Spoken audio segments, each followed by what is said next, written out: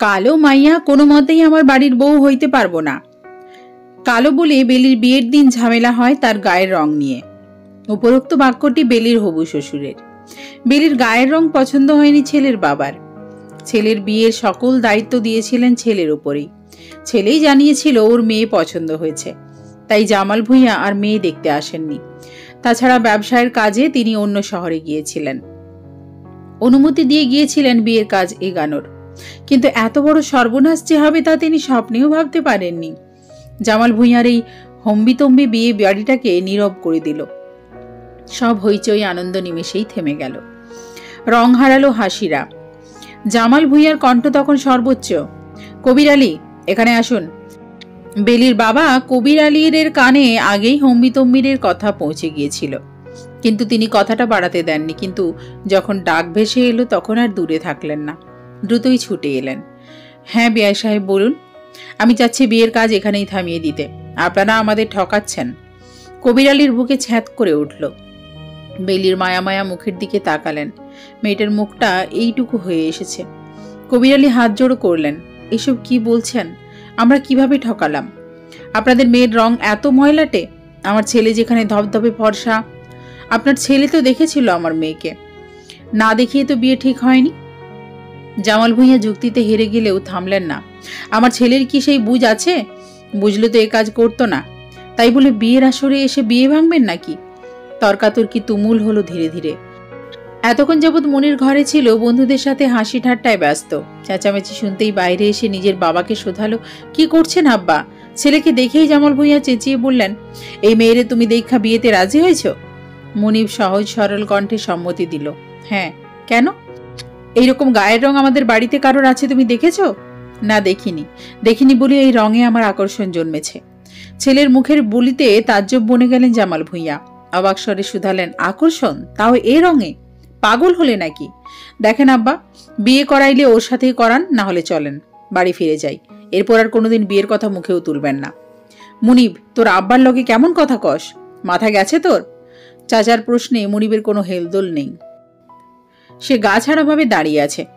জামাল ভূঁইয়া বুঝলেন তার কথার আর কোনো মূল্য নেই। অতঃপর না পারতে তিনি বিয়েতে সম্মতি দিলেন।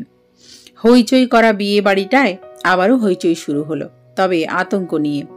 মেয়ের বাবা মুনিবের প্রতি চিরকৃতজ্ঞ হলেন। মেয়ের আত্মীয়রা তো এই জামাইয়ের প্রশংসায় পঞ্চমুখ। কিন্তু ছেলের প্রতি অরুচি ধরল জামাল ভূঁইয়ার। পারছেন না বিয়ে বাড়ি থেকে চলে যেতে। নতুন বউ ঘরে তুলতে গিয়ে হোঁচট খেলেন বাড়ির মেয়ে লোকরা। মুনিব বলেছিল বউ সুন্দর ভীষণ, কিন্তু সুন্দর কই? কালো শরীরে লাল রঙের বিয়ের শাড়িটা যেন কৌতুক করছে গায়ের রঙকে। বাড়ি ভর্তি মানুষের ফিসফিস শুরু হয় বউ দেখার পরেই। এত সুন্দর মুনিব, পড়াশোনা জানা ছেলেটা কিনা বিয়ে করলো এমন একটা মেয়েকে।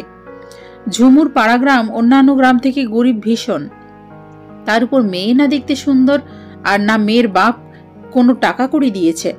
তাহলে কি দেখি মুনিবে বিয়ে করলো? আত্মীয় স্বজনের গুজুর গুজুর ফুসুর ফুসুরে ভরে গেল বাড়ি। সব কথাই কানে পৌঁছালো বেলির। বাড়ির বড় বউ চামেলি নতুন বউকে তৈরি করাতে এসে তাজ্জব বনে গেল। বেলির বিয়ের সাজ নেই গায়ে, একটা ক্যাটক্যাটে হলুদ রঙের শাড়ি জড়ানো শরীরে। চামেলি হতভম্ব কণ্ঠে বলল, বউ, তুমি একলা একলা তৈরি হয়ে গেছো নাকি? বেলি তখন চোখে কাজল লেপছিল। এক ধ্যানে কাজল লাগাতে লাগাতে উত্তর দিল, তৈরি হইতে কি আবার 14 জন লাগে নাকি? কি যে কথা কন! বেলির ঝটপট উত্তরে চামেলি আরো দ্বিগুণ অবাক হলো। গলা উঠল তার তুঙ্গে। তার হই হুল্লোড় শুনে তার শাশুড়ি, চাচু শাশুড়ি, ফুফু শাশুড়ি, ননদ, ননাস সব মেয়ে লোক উপস্থিত হলেন। ঘরে প্রবেশ করলেই বেলির শাশুড়ি প্রথমে প্রশ্ন ছুড়লেন, কি হয়েছে বড় বউ? আক্কেল গান কি খেয়েছ? এমনি মানুষ কত কি কয়েছে, অন আবার তুমিও ঢোল পিটাইতেছ যে। শাশুড়ির কথায় দুঃখী দুঃখী স্বরে সব বলল চামেলি। বেলি কিভাবে উত্তর দিয়েছে তা খুব সুন্দরভাবে সাজিয়ে গুছিয়ে বলল। বেলির আচরণের কথা শুনতেই ঘর ভর্তি সকলে হেসে দিল। ফুফু শাশুড়ি তো মুখ ঝামটে বেলির শাশুড়ির উদ্দেশ্যে বললেন, বাপরে জামাইলার বউ, তোর পোলার বউ দেখি দারোগা। তুই মানুষের এত শাসন করছো, আর তোর ঘরেই কিনা আসছে দজ্জাল। নিজের ননাসের এমন টিটকারিতে লজ্জায় যেন মাথা কাটা গেল মুক্তা ভূঁইয়ার। তিনি তার পুত্রবধূর দিকে অগ্নিদৃষ্টি ফেললেন। হুঙ্কার ছেড়ে বললেন, বাড়িতে আইছ একটা দিনও তো কাটলো না, তার আগে এমন কথা কও কেমন সাহসে? বেলির ভেতর তেমন ভাবাবেগ দেখা গেল না। শাশুড়ির আঁচল কোমরে গুঁজতে গুঁজতে বললাম, কি আজব কাহিনী, এই সামান্য কথা হইতে সাহস লাগে নাকি? আপনারা এমন ভাব করতেছেন যেন কোনোদিন কাউরে কোনো কথা শোনেন নাই। না শুই না থাকলে এখন শুনবেন, কোনো সমস্যা নেই। এখন চারটা খানা দেন তো, সারাদিন কিছু খাই নাই। নতুন বউয়ের এমন আকুপটে কথা বলার ভঙ্গি, খাবার চাওয়ার ধরন দেখে ঘরভর্তি মানুষ এবার চরম বিস্ময়ে হাঁ হয়ে গেল। মুক্তা ভূঁইয়া হলেন বুদ্ধিমতী নারী। তিনি বুঝলেন বেলির মনে কে কি বলল এর ভয় নেই, তাই তাকে খোঁচা দেওয়া মানে নিজের পায়ে নিজে কুড়োল মারা। তাই তিনি প্রসঙ্গ ঘুরিয়ে বললেন, খিদা লাগছে ভালো কথা, সারাদিন না খাইলে তো খিদা লাগবই। তুমি বউ, বড় বউরে দিয়া তোমার খাওয়ান পাঠামো। তুমি তো নতুন বউ, তাই ঘর ছায়রা বাইর হইও না। রণচণ্ডী মুক্তা ভূঁইয়ার এমন নরম আচরণে খেপে উঠল বড় বউ। আম্মা, আপনি ছোট বউরে কিছু কন না কেন যে?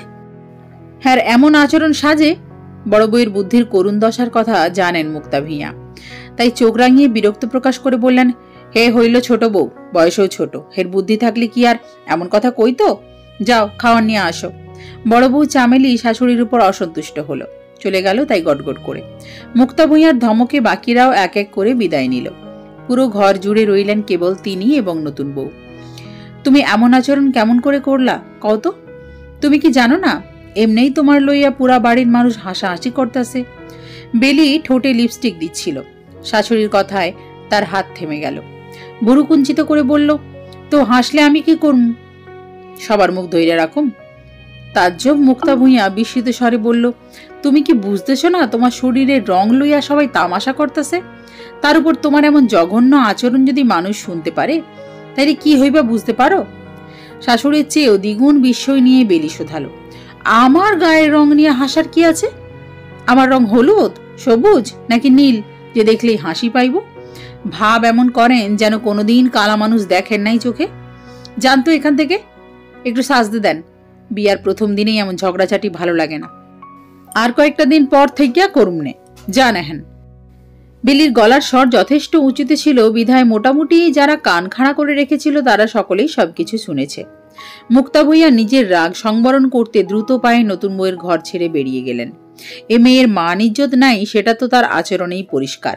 শুধু শুধু এই মেয়ের সাথে লেগে নিজেরও মান সম্মান নষ্ট করার ইচ্ছে হলো না ওনার।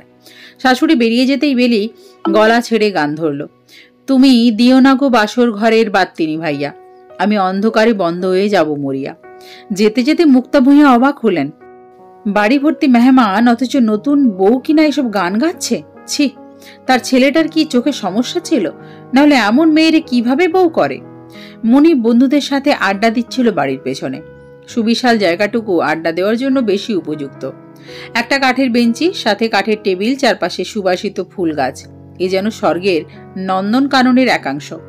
বাড়ির কাজের মেয়ে মিনু চা মুড়ি মাখা দিতে এলো। মুনিবরা তখন গভীর আড্ডায় নিমজ্জিত। নতুন বিয়ের কত কথা নিয়ে হাসি ঠাট্টাই করছে তারা। মিনু সেই জমে ওঠা আড্ডায় বড় বিরক্তের কারণ হয়ে ডাকলো মুনিবকে, ভাইয়া আমার ডাকে আপনারে। মুনিব হাসতে হাসতে ভুরু কুচকে মিনার দিকে তাকিয়ে বলল, কেন ডাকে? কিছু লাগবে? আপনি গেলেই তো কইবে। এখন একটু। মুনিব আড্ডা রেখেই মিনার পেছন পেছন এলো। ঘরের ভেতর ঢুকতেই মুক্তা ভূঁইয়া ছেলেকে জেঁকে ধরলেন। কেমন বউ আনলি এইটা মুনিব? মুখে মুখে এখনই তো চোপা করে। মায়ের কথার অর্থ মুনিবের কাছে অসহ্য, তাই কিছুটা চোখ মুখ কুঁচকে বলল, বেলি কি করেছে ও? মুক্তা ভূঁইয়া এবার আরও খানিকটা বিরক্ত সহকারে বললেন, কি করে নাই সেটা ক। মুনিব যদিও জানে না বেলি কি করেছে, তবুও মায়ের আচরণ দেখে কিছুটা আঁচ করতে পারছে। মা রাগী, তবে সহজে এতটা রেগে যাওয়ার পাত্রী নন। যেহেতু বিচার দিচ্ছেন তবে কিছু একটা তো হয়েছেই, তাই সে আবার জিজ্ঞেস করল, কি হয়েছে না বললে বুঝবো কিভাবে, বলো। মুক্তা ভূঁইয়া এবার ছেলেকে সবটুকু ঘটনা খুলে বললেন এক এক করে। নতুন বউয়ের রং তামাশায় তিনি কতটুকু অবাক হয়েছেন সেটাও বললেন। আত্মীয় স্বজনরা কতটুকু হাসি তামাশা করেছে তা বলতেও বাদ রাখেননি। সবটা শোনার পর কপালের মাঝে গাঢ় ভাঁজ পড়তে দেখা গেল মুনিবের। সে যতটুকু জেনেছিল বেলি কিছুটা চঞ্চল, কিন্তু এমন উড়নচণ্ডী কিন্তু না। কিছু সময় নীরবে ৭-৫ ভেবে অবশেষে বলল, আমি দেখছি। ছেলেকে কাছে পেয়ে মুক্তা ভূঁইয়া আরো খানিক আশকারা পেলেন যেন। মুখ চোখ কুঁচকে বললেন, তোর আব্বা নাকি বিয়েটা করতে না করেছিল? সেটা শুনলে আজ এমন দিন কি দেখতে হইতো? মুনিব মায়ের কথাটাকে প্রশ্রয় দিল না, বরং বড়ই বিরক্ত নিয়ে বলল, আব্বার এসব কাজকে প্রশ্রয় দিও না তো আম্মা। একটা মেয়ের ওভাবে মহা ধুমধাম করে অপমান করার অধিকার কারণ নেই। অমন ভরা মজলিসে মেয়েটাকে শুনতে হয়েছে তার গায়ের রং কালো বলে তার বিয়েটা হবে না। বুঝতে পারছো মেয়েটার মনের অবস্থা তখন কি হয়েছিল? অপমানে ও কতটুকু নিজেকে অসহায় ভেবেছিল। প্রকৃতপক্ষে ওর এমন ব্যবহারের জন্য আমাদের পরিবারই দায়ী। কেউ হুট করেই খারাপ হয়ে যায় না, আমরা এমন পরিস্থিতি তৈরি করি যে সে খারাপ হতে বাধ্য হয়। ছেলের এত সুন্দর কথাটা মুক্তা ভূঁইয়ার কাছে বাড়াবাড়ি রকমের বউ পাগলামি মনে হলো, যার ফলস্বরূপ তিনি অবাক নয়নে তাকিয়ে কিছুটা মুখ ঝামটি মেরেই বললেন, বিয়া না হইতেই এমন বউ পাগল হইয়া গেছ। ছি। মুনিব আর কিছু বলল না। যেখানে তার এত বড় যুক্তি কেবল বউ পাগল নামে স্বীকৃতি পেয়েছে, সেখানে কিছু বলা মানেই উলুবনে মুক্ত ছিড়ানোর মতো। বেলি নিজের রুমে বসে ভাত খাচ্ছে।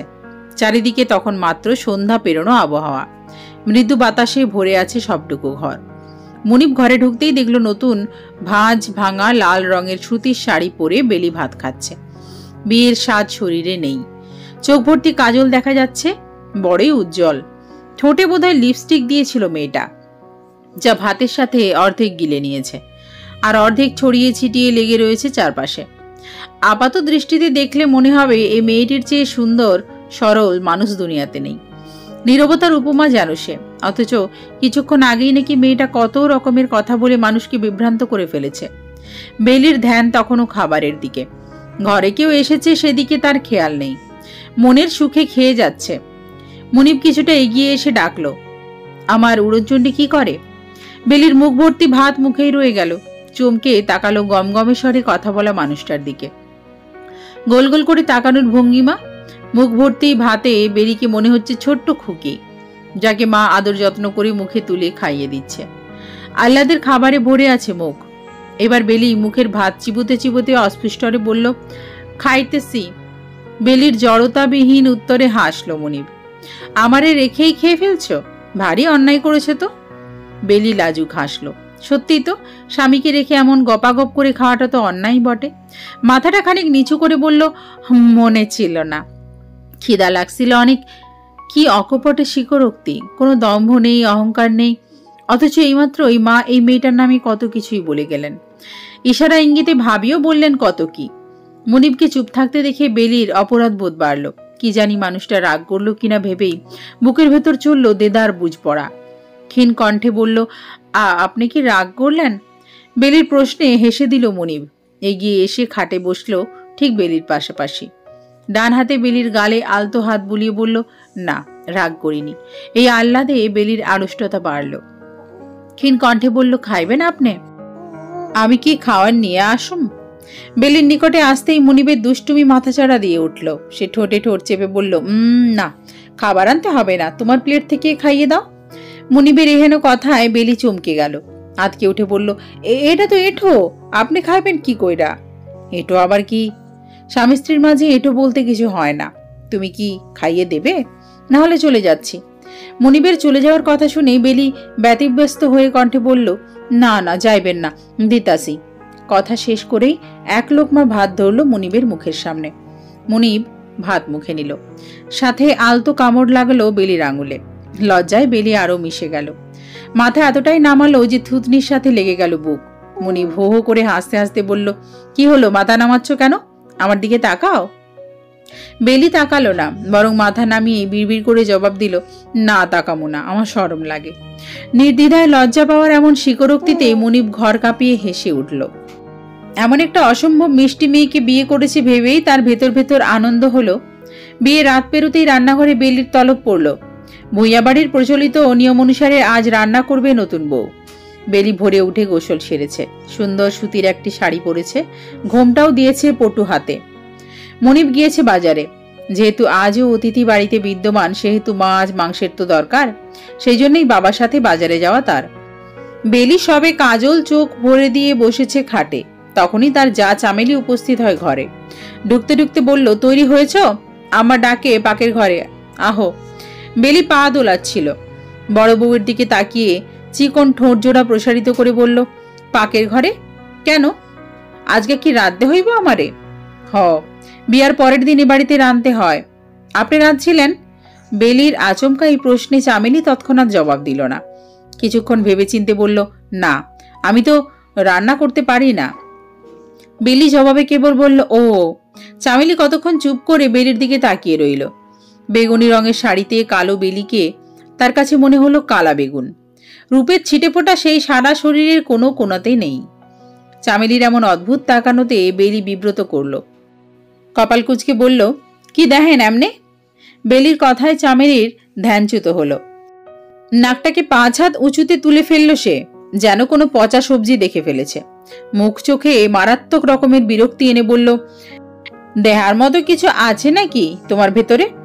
হয়তো এমন একটা প্রশ্নের পর যে কোনো অসুন্দর মানুষ মুখ কালো করে ফেলতো, অস্বস্তিতে এইটুকু হয়ে যেত।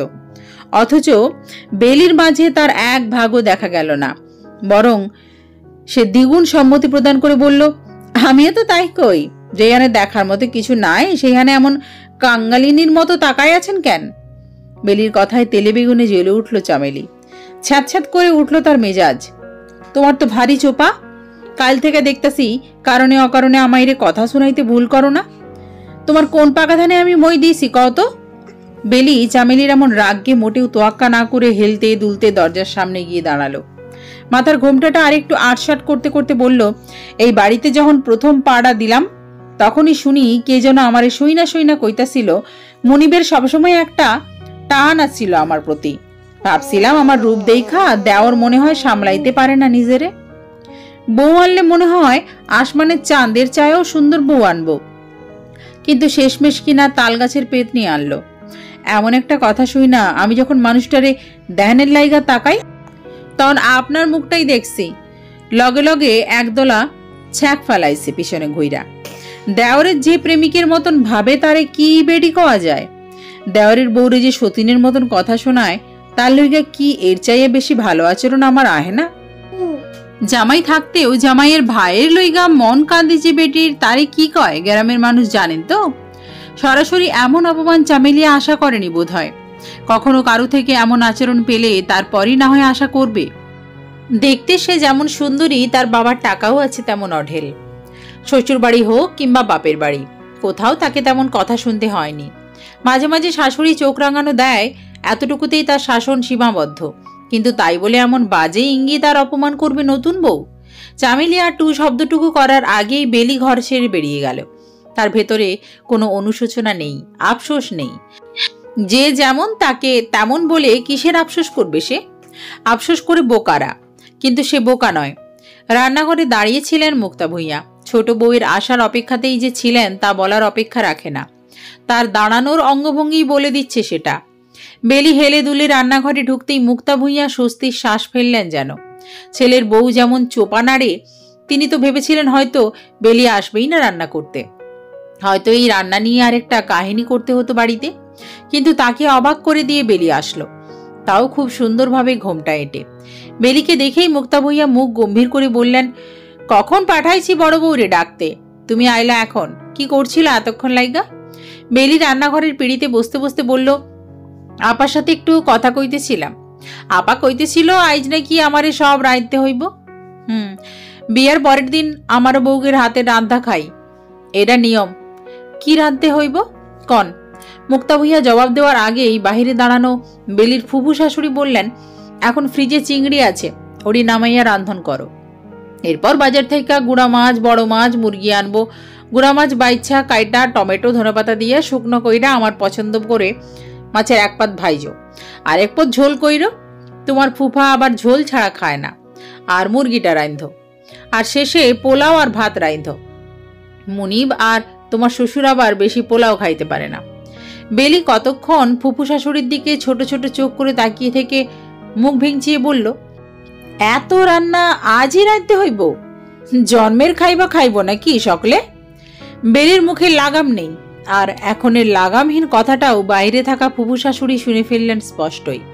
হই হুল্লা করতে করতে ঢুকলেন রান্নাঘরে। বেলিকে মুখ ঝামটি দিয়ে বললেন, ছি ছি, এসব কেমন ধরনের কথা কয় বউ? বিয়া বাড়িতে একটু ভালো মন্দ রাঁধবো, সেটাই তো স্বাভাবিক। তোমরা আবার এডি বুঝবা কেমনে?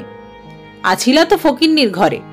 বেলিও ফুফু শাশুড়ির অঙ্গভঙ্গি নকল করে শরীর নাচানোর মতন করে নাটকীয় ভঙ্গিতেই বলল, ঠিকই কইছেন, আপনাগো মতন রাক্ষসী খানা খাইলে আমার শ্বশুর বাড়িও ফকিন্নি হইতে বেশি দিন লাগবো না। কত জন্মেরটা এক লগে খাইতে চান হনি? ভাইয়ের টেকা দেখা মজা লাগে তাই না খাইতে? অবস্থা বেগতিক দেখে মুক্তা ভূঁইয়া ছোট বউকে ধমক লাগিয়ে দিলেন। বেলি না জানলেও তিনি জানেন তার ননদ ননাসেরা কেমন ধরনের, তাই নতুন বউকে আর কথা বাড়ানোর সুযোগ দিলেন না তিনি। ননদকেও বুঝিয়ে শুনিয়ে বাহিরে করে দিলেন রান্নাঘর থেকে। বেলি মুখ ভেঙিয়ে ফ্রিজ খুলল, চিংড়ি মাছ বের করলো। তার শাশুড়ি তাকে সব দেখিয়ে দিল। সব দেখিয়ে শুনিয়ে মুক্তা ভূঁইয়া বাহিরে যেতে গেলেই পিছু ডাকলো বেলি, আম্মা শুনেন। মুক্তা ভূঁইয়াও পা থামালেন। বেলির মুখের আম্মা ডাকটা তার অন্তরের গভীরে গিয়ে একটা স্নেহের টান তৈরি করলো যেন। তিনি প্রশ্নাত্মক দৃষ্টিতে বেলির দিকে তাকিয়ে বললেন, ক আপনারা কি নতুন বউরে খাইতে দিতে চান না? নতুন বউ না কওয়া পর্যন্ত? মুক্তা ভূঁইয়া বুঝলেন না বেলির কথা, কপাল কুঁচকে বললেন, কি? বেলি মাছগুলো পানিতে ভিজিয়ে রাখতে রাখতে বলল, কাল আসার পর আপনারা আমারে কোনো খাওয়ান দেন নাই, পরে আমি সন্ধ্যার দিকে আর টিকতে না পাইরা লাজ ভাইয়া খাওয়ান চাইলাম, রাতেও কেউ আর খাইতে ডাকলেন না। হেই কাল সন্ধ্যায় খাইছি, আর আইজ বেলা বাজে 9টা। আমি তো মানুষ আম্মা, আমারও তো খিদা লাগে, এইটা আপনারা বুঝেন না? নাকি কালা আর গরিব দেখা ভাবেন আল্লাহ আমাগরে খিদা তৃষ্ণা দেয় নাই? আমার একটু খাওয়ান দিতে এত গায়ে লাগে আপনাগো আম্মা, অথচ কত পদ রাঁধতে দিলেন নিজাগো লইগা। গরিবকে কি খাইতে মন চায় না, নাকি কালাগো পেট নাই? এতগুলো কথা বেলি এক মনে নিচের দিকে তাকিয়ে কাজ করতে করতেই বলল, একটা বারও হিংস্রতা দেখায়নি, রাগ দেখিয়েও বলেনি। মুক্তা ভূঁইয়া চুপ করেই রইলেন। এই কথার পরিবর্তে কি বলবেন তা খুঁজে পেলেন না যেন। বেলি ততক্ষণে সবজি কাটতে শুরু করেছে। সবজি কাটতে কাটতে বলল, নতুন বউ কিছু কইলে কইবেন বেলেজা, অথচ এমন এমন কাজ কিংবা কথাই আপনারা বলছেন যে নতুন বউরা লাজ ভাঙতে হয়েছে বাধ্য হইয়া। কিন্তু আপনাকে দোষ কেউ দেখব না, দেখব নতুন বউয়ের দোষ। কেন সে এমন করলো? নতুন বউ হইয়া কেন এত চোপা করলো? একটাবারও ভাবেন না চোপা করার লইগা আপনারা কতখানি বাধ্য করেছেন? বেলির একের পর এক অভিযোগ মাখা বাক্যে মুক্তা ভূঁইয়া চুপ করেই থাকলেন। এরপর স্তব্ধ পায়ে নিঃশব্দে প্লেটে রুটি মাংস সাজিয়ে পানির গ্লাস সমেত বেলির সামনে রেখেই অতি ব্যস্ততা দেখিয়ে বেরিয়ে গেলেন, যেন কি কাজকর্ম তিনি রেখে এসেছেন। অথবা নিচেরও প্রথম বউ হওয়া জীবনের কথা মনে পড়ে গিয়েছে। কেই বা বলতে পারে কে কখন কার ভেতরে নিজের গল্প খুঁজে পায়। আজকের শাশুড়ি একসময় এতটা অবহেলায় বউ ছিলেন নিশ্চয়ই। যুগ বদলিয়েছে, অবস্থান বদলেছে, তাই হয়তো তিনি যা পাননি তা আরেকজনকে দিতে এত কৃপণতা। বেলি রান্নায় বেশ পটু বের হলো। এক হাতে সামলে নিচ্ছে বিরাট রান্না বান্না।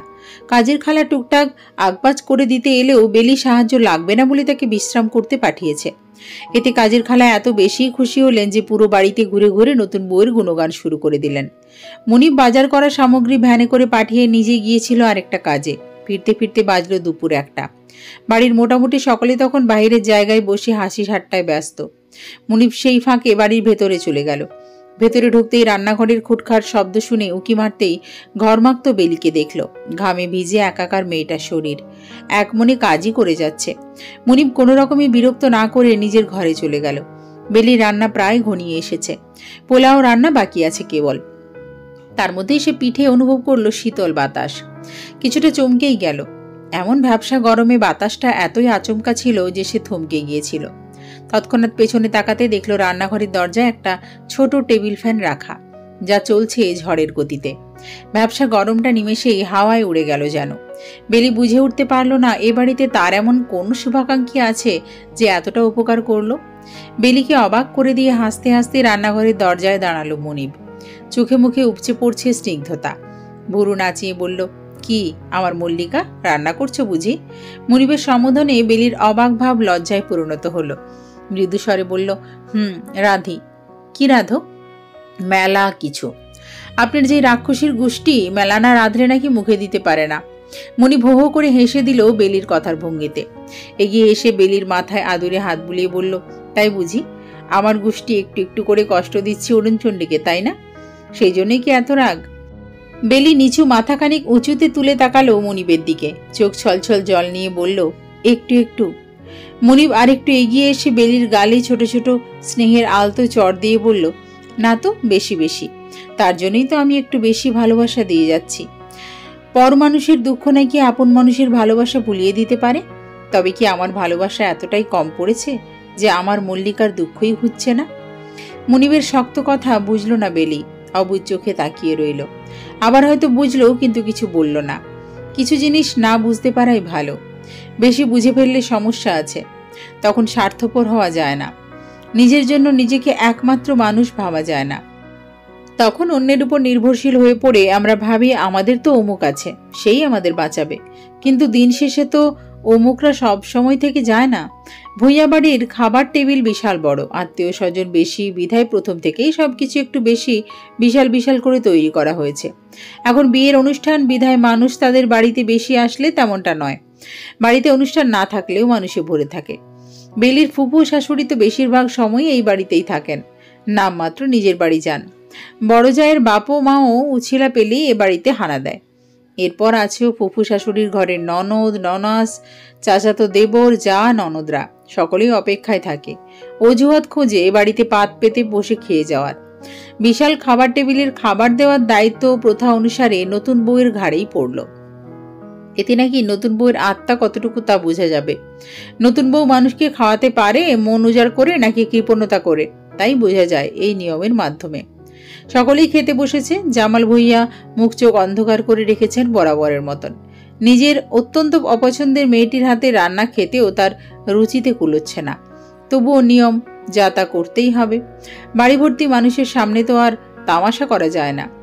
সকলে খাবার খেতে বসলেও খাবার টেবিলে মুনিবকে পাওয়া গেল না। সে বসে রইল কিছুটা দূরে একটা মোড়ায়।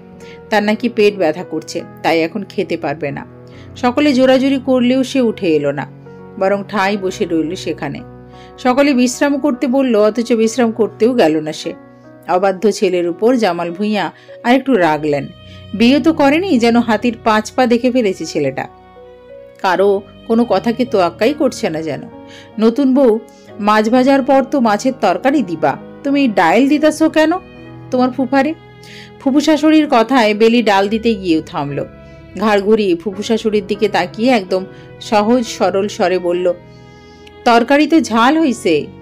বেলির কথার আগা মাথা না বুঝায় ফুফুর মুখে চোখে বিব্রত বোধরা ফুটে উঠল। তারস্বরে বললেন, তো ঝাল হয়েছে তো কি হয়েছে? হ্যাঁ, কি পোলা পাইন? বেলিও ফুফুর মতো নাটকীয় ভঙ্গিতে মুখ চোখ ঘুরাতে ঘুরাতে বলল, রান্ধনের সময় না আপনি কইলেন ফুফা ঝাল খাইতে পারেন না দেখা মাছ ভাজতে? ভাজলাম তো মাছ। এছাড়া তরকারি, মাংস, সবজি, ডাল হইছে, ডাল বাইদে এই লাইগাই তো ফুফারে ডাল দিতাছি, যেন ঝাল না লাগে। খাবার টেবিলে এক লহমায় স্রোতের মতো নীরবতা বয়ে গেল। বেলির কথাটা এতই অপ্রত্যাশিত ছিল যে মিনিট এক সবাই চুপ করে রইল।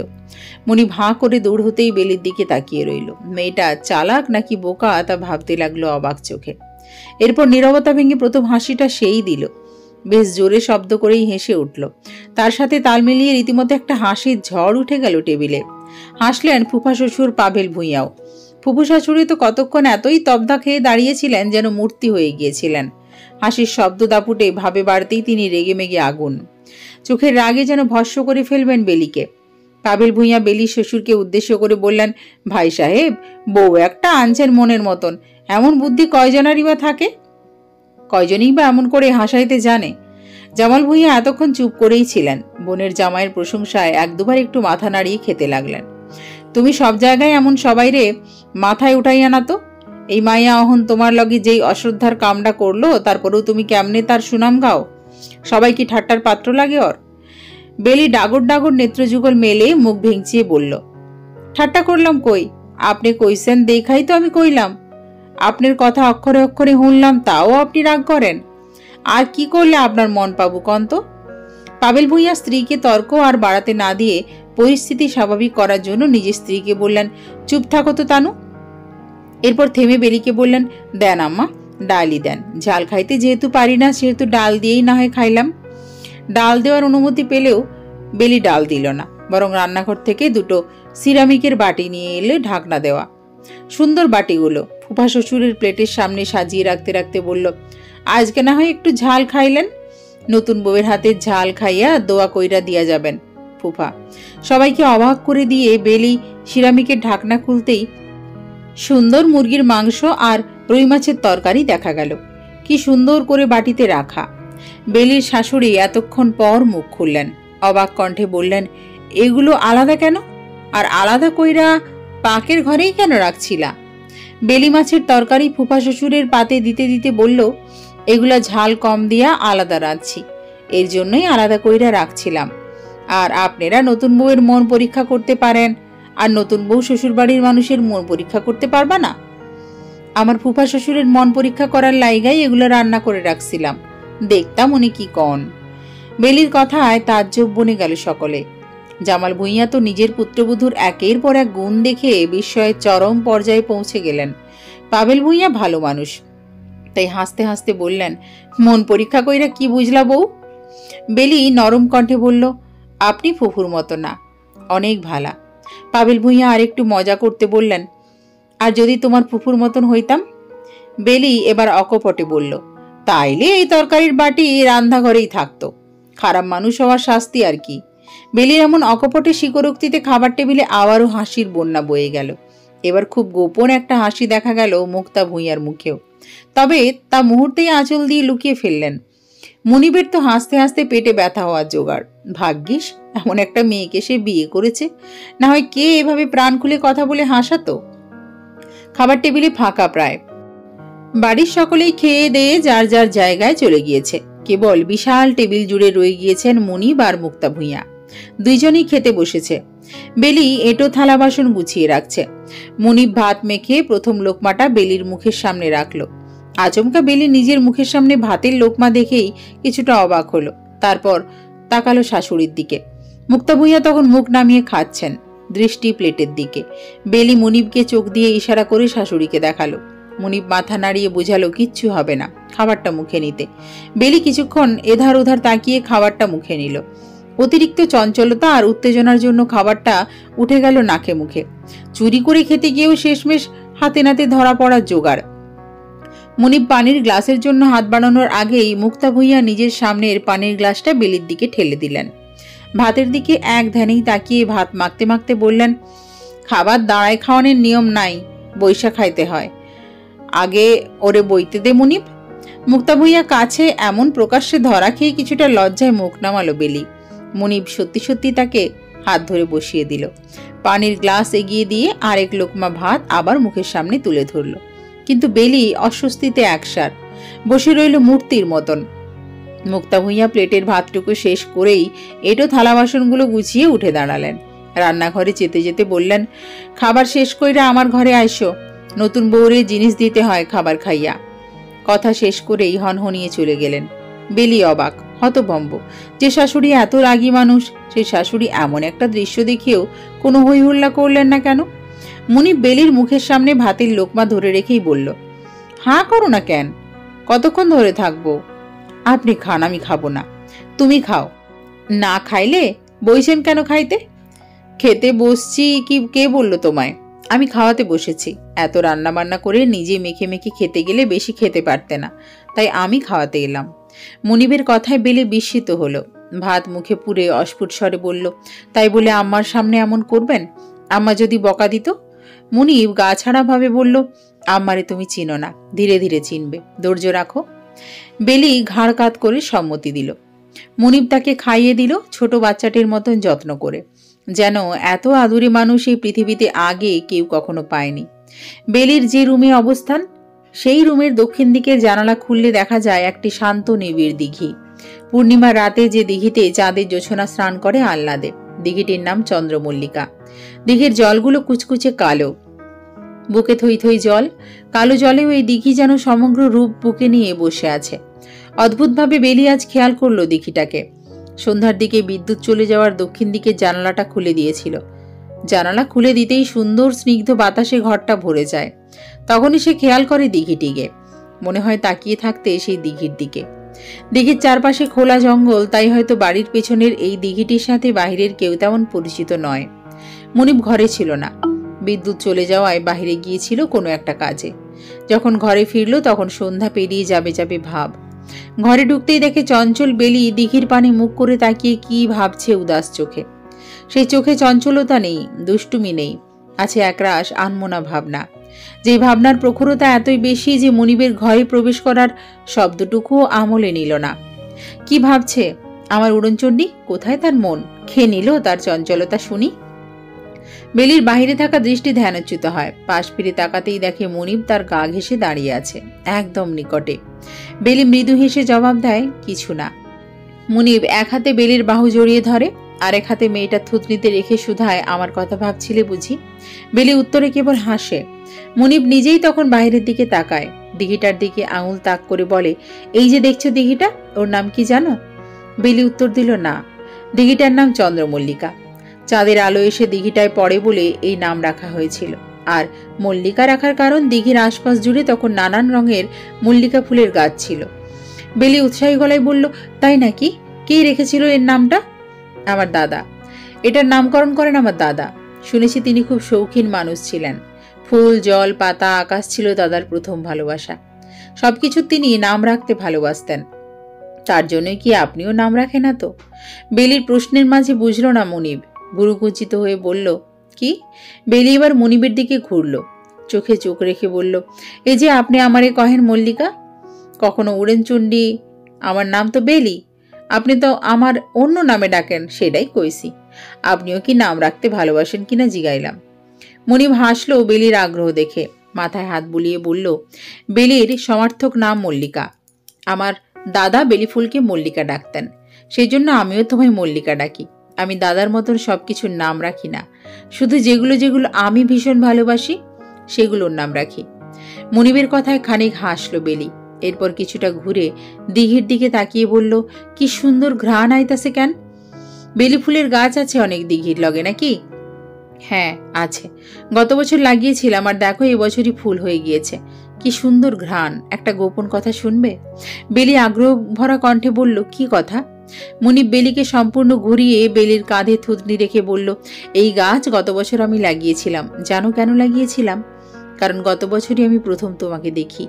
তুমি মাঠে তোমার আব্বুর খাবার নিয়ে যাচ্ছিলে সেদিন। আমার চোখ আটকে যায় তোমার দিকে। কালো কাজল দেওয়া তোমাকে যে আমার কি ভীষণ সুন্দর লেগেছিল। মনে হয়েছিল এই পৃথিবীতে এর চেয়ে সুন্দর কিছু হতেই পারে না। তখনই ঠিক করে রেখেছিলাম, বিয়ে করলে তোমাকেই করব। বেলি স্তব্ধ নয়নে সামনের দিঘিটার দিকে তাকিয়ে থাকে। মনিব তাকে যেভাবে ভালোবাসছে সেভাবে আদৌ কেউ তাকে কখনো ভালোবাসবে বলে তার মনে হয় না। এত ভালোবাসা পেয়েও বেলির বুক চিরে দীর্ঘশ্বাস বেরিয়ে আসে। মনিবদের বাড়িতে সমস্যা হয়েছে, বিশাল বড় রকমের সমস্যা নাকি। মনিব আর বেলি নিয়মানুযায়ী আজ বেলির বাবার বাড়ি গিয়েছিল। বিকেলেই মনিবের বাড়ি থেকে সংবাদ আসে বিপদ হয়েছে বাড়িতে। উঠোনে মাদুর পেতে বসে আড্ডা দিচ্ছিল বেলির কাজিন ভাই বোন, মনিব সকলে। বেলি মায়ের সাথে রান্নাঘরে ছিল। তার মাঝেই মনিবের কাছে কল আসে। মনিব এক মুহূর্ত অপেক্ষা না করেই বাড়ির দিকে রওনা হয়। পাশের গ্রামেই বাড়ি হওয়ায় যেতে তেমন অসুবিধে নেই, কিন্তু সে বেলিকে নিল না, বলল দুদিন থাকতে। এমনিতেই বাবা মা ছেড়ে শ্বশুরবাড়ি গিয়ে থাকতে মেয়েটার ভীষণ মন খারাপ হয়। আর কেউ না জানলেও মনিব সেটা জানে, বোঝে। মনিবকে এত হন্তদন্ত হয়ে যেতে দেখে বেলির বাড়ির সকলেই জানতে চায় কি হয়েছে, কিন্তু মনিব কিছু বলে না, পাছে শ্বশুরবাড়ির লোকেরা চিন্তা করবে সেই ভেবে। মনিব ঘর থেকে তৈরি হয়ে বেরোতেই বেলির মা বেলিকে রান্নাঘর থেকে ঠেলে বের করেন, জামাইকে এগিয়ে দিয়ে আসতে বলেন। কালো রঙের পাঞ্জাবিতে মনিবকে মাত্রাতিরিক্ত সুন্দর লাগছে। পৃথিবীতে সুন্দর আর মায়াবী মানুষ একসাথে দেখা যায় না। কারো গায়ের রং ফর্সা অথচ চেহারায় মায়া নেই, আবার কারো চেহারায় মায়া অথচ গায়ের রং ফর্সা নয়। অথচ মনিবের এই দুটো বৈশিষ্ট্যই আছে। দেখতে যেমন সুন্দর সে, তেমন গায়ের রঙও ফর্সা। রাজপুত্রীর মতো লাগে তাকে, কোথাও কোনো খুঁত নেই মানুষটার। বেলিদের বাড়ি থেকে বের হলেই কাঁচা রাস্তা, মাটির তৈরি রাস্তাটা এবড়ো খেবড়ো। বেলি শাড়ি পরে সেই রাস্তাতেই হাঁটছে, কিছুটা অসুবিধে হচ্ছিল। হুট করে মনিব প্রকাশ্যে বেলির হাত জড়িয়ে ধরে। সাবধানে নিজের কাছাকাছি মেয়েটাকে এনে ফিসফিস করে বলে, আমি আছি, পড়বে না, সাবধানে হাঁটো। রাস্তায় সামান্য মাত্র লোক আসা যাওয়া করছে। সকলের চোখ ঘুরে ঘুরে এই হাতের বাঁধনে, এই নৈকট্যের দিকে এসে আটকাচ্ছে। তাতে হেলদোল নেই মনিবের, কিন্তু অস্বস্তি হলো বেলির। সে হাত ছাড়ানোর চেষ্টা করতে করতে বলল, হাত ছাড়েন, মানুষ দেখতেছে। মনিবের যেন কথাটা গায়ে লাগলো না। সে মুঠো আরো শক্ত করে বলল, দেখুক মানুষ, আমি তো পরনারীর হাত ধরিনি, পাপও করিনি। আমার মানুষরা আমি ধরেছি। মানুষ কি বলবে শুনি? বেলি নাছোড় বান্দা হাতটা টানতে টানতে বলল, মানুষ বেশরম কইব, বলুক, বউকে ধরলে যদি বেশরম হতে হয় তবে আমি তাতেই রাজি। বেলি আর কিচ্ছু বলল না। লোকটার সাথে শক্তি কিংবা কথা কোনোটাই পারবে না না জেনে সে চুপ হয়ে গেল। কিছু রাস্তা যেতেই রিকশায় উঠল মুনিব। বেলিকে ছেড়ে যেতে যেন তার মন টানছে না, তবুও যেতে তো হবেই। রিকশায় উঠে মন খারাপ করে বলল, তুমি চিন্তা করো না, কাল সকালেই আমি আসার চেষ্টা করব, আর সমস্যা মিটে যদি যায় তবে আজ রাতেই আসব। তুমি ভালো মতো খাওয়া দাওয়া করো, আর রাতে কল দিবানে তোমার আব্বুর ফোনে। মোবাইলটা সাথে রেখো, বাড়ি গেলে তোমাকে একটা মোবাইল কিনে দেবো, কেমন? যাও বাড়ি ফিরে, আমি আসছি, কেমন? বেলি ঘাড় কাত করে সম্মতি দিল। মুনিবের যেতে ইচ্ছে করছে না, তবু অনিচ্ছা নিয়েই রিকশা চালককে বলল গন্তব্য ধরতে। বেলি দাঁড়িয়ে রইল কতক্ষণ। রিকশা চোখের দৃষ্টি সীমানা পার না হওয়া অবধি দাঁড়িয়েই রইল। মুনিবের রিকশা চলে যেতেই সে বাড়ির দিকে হাঁটা আরম্ভ করল। দু কদম গিয়ে ওষ্ঠাও খেল। বাড়ির সামনে আসতেই দেখল তার মা দাঁড়িয়ে আছেন, ঠোঁটে হাসি। মেয়েকে দেখেই ভদ্রমহিলা বললেন, দেখলি তো বেলি, কত ভালা পোলার লাগে তোর বিয়া দিলাম। এমন জামাই কয়জনের কপালে থাকে মা? মায়ের কথায় হাসলো বেলি, বিদ্রুপ করে বলল, অনেক ভালো বিয়া দিছো তোমরা।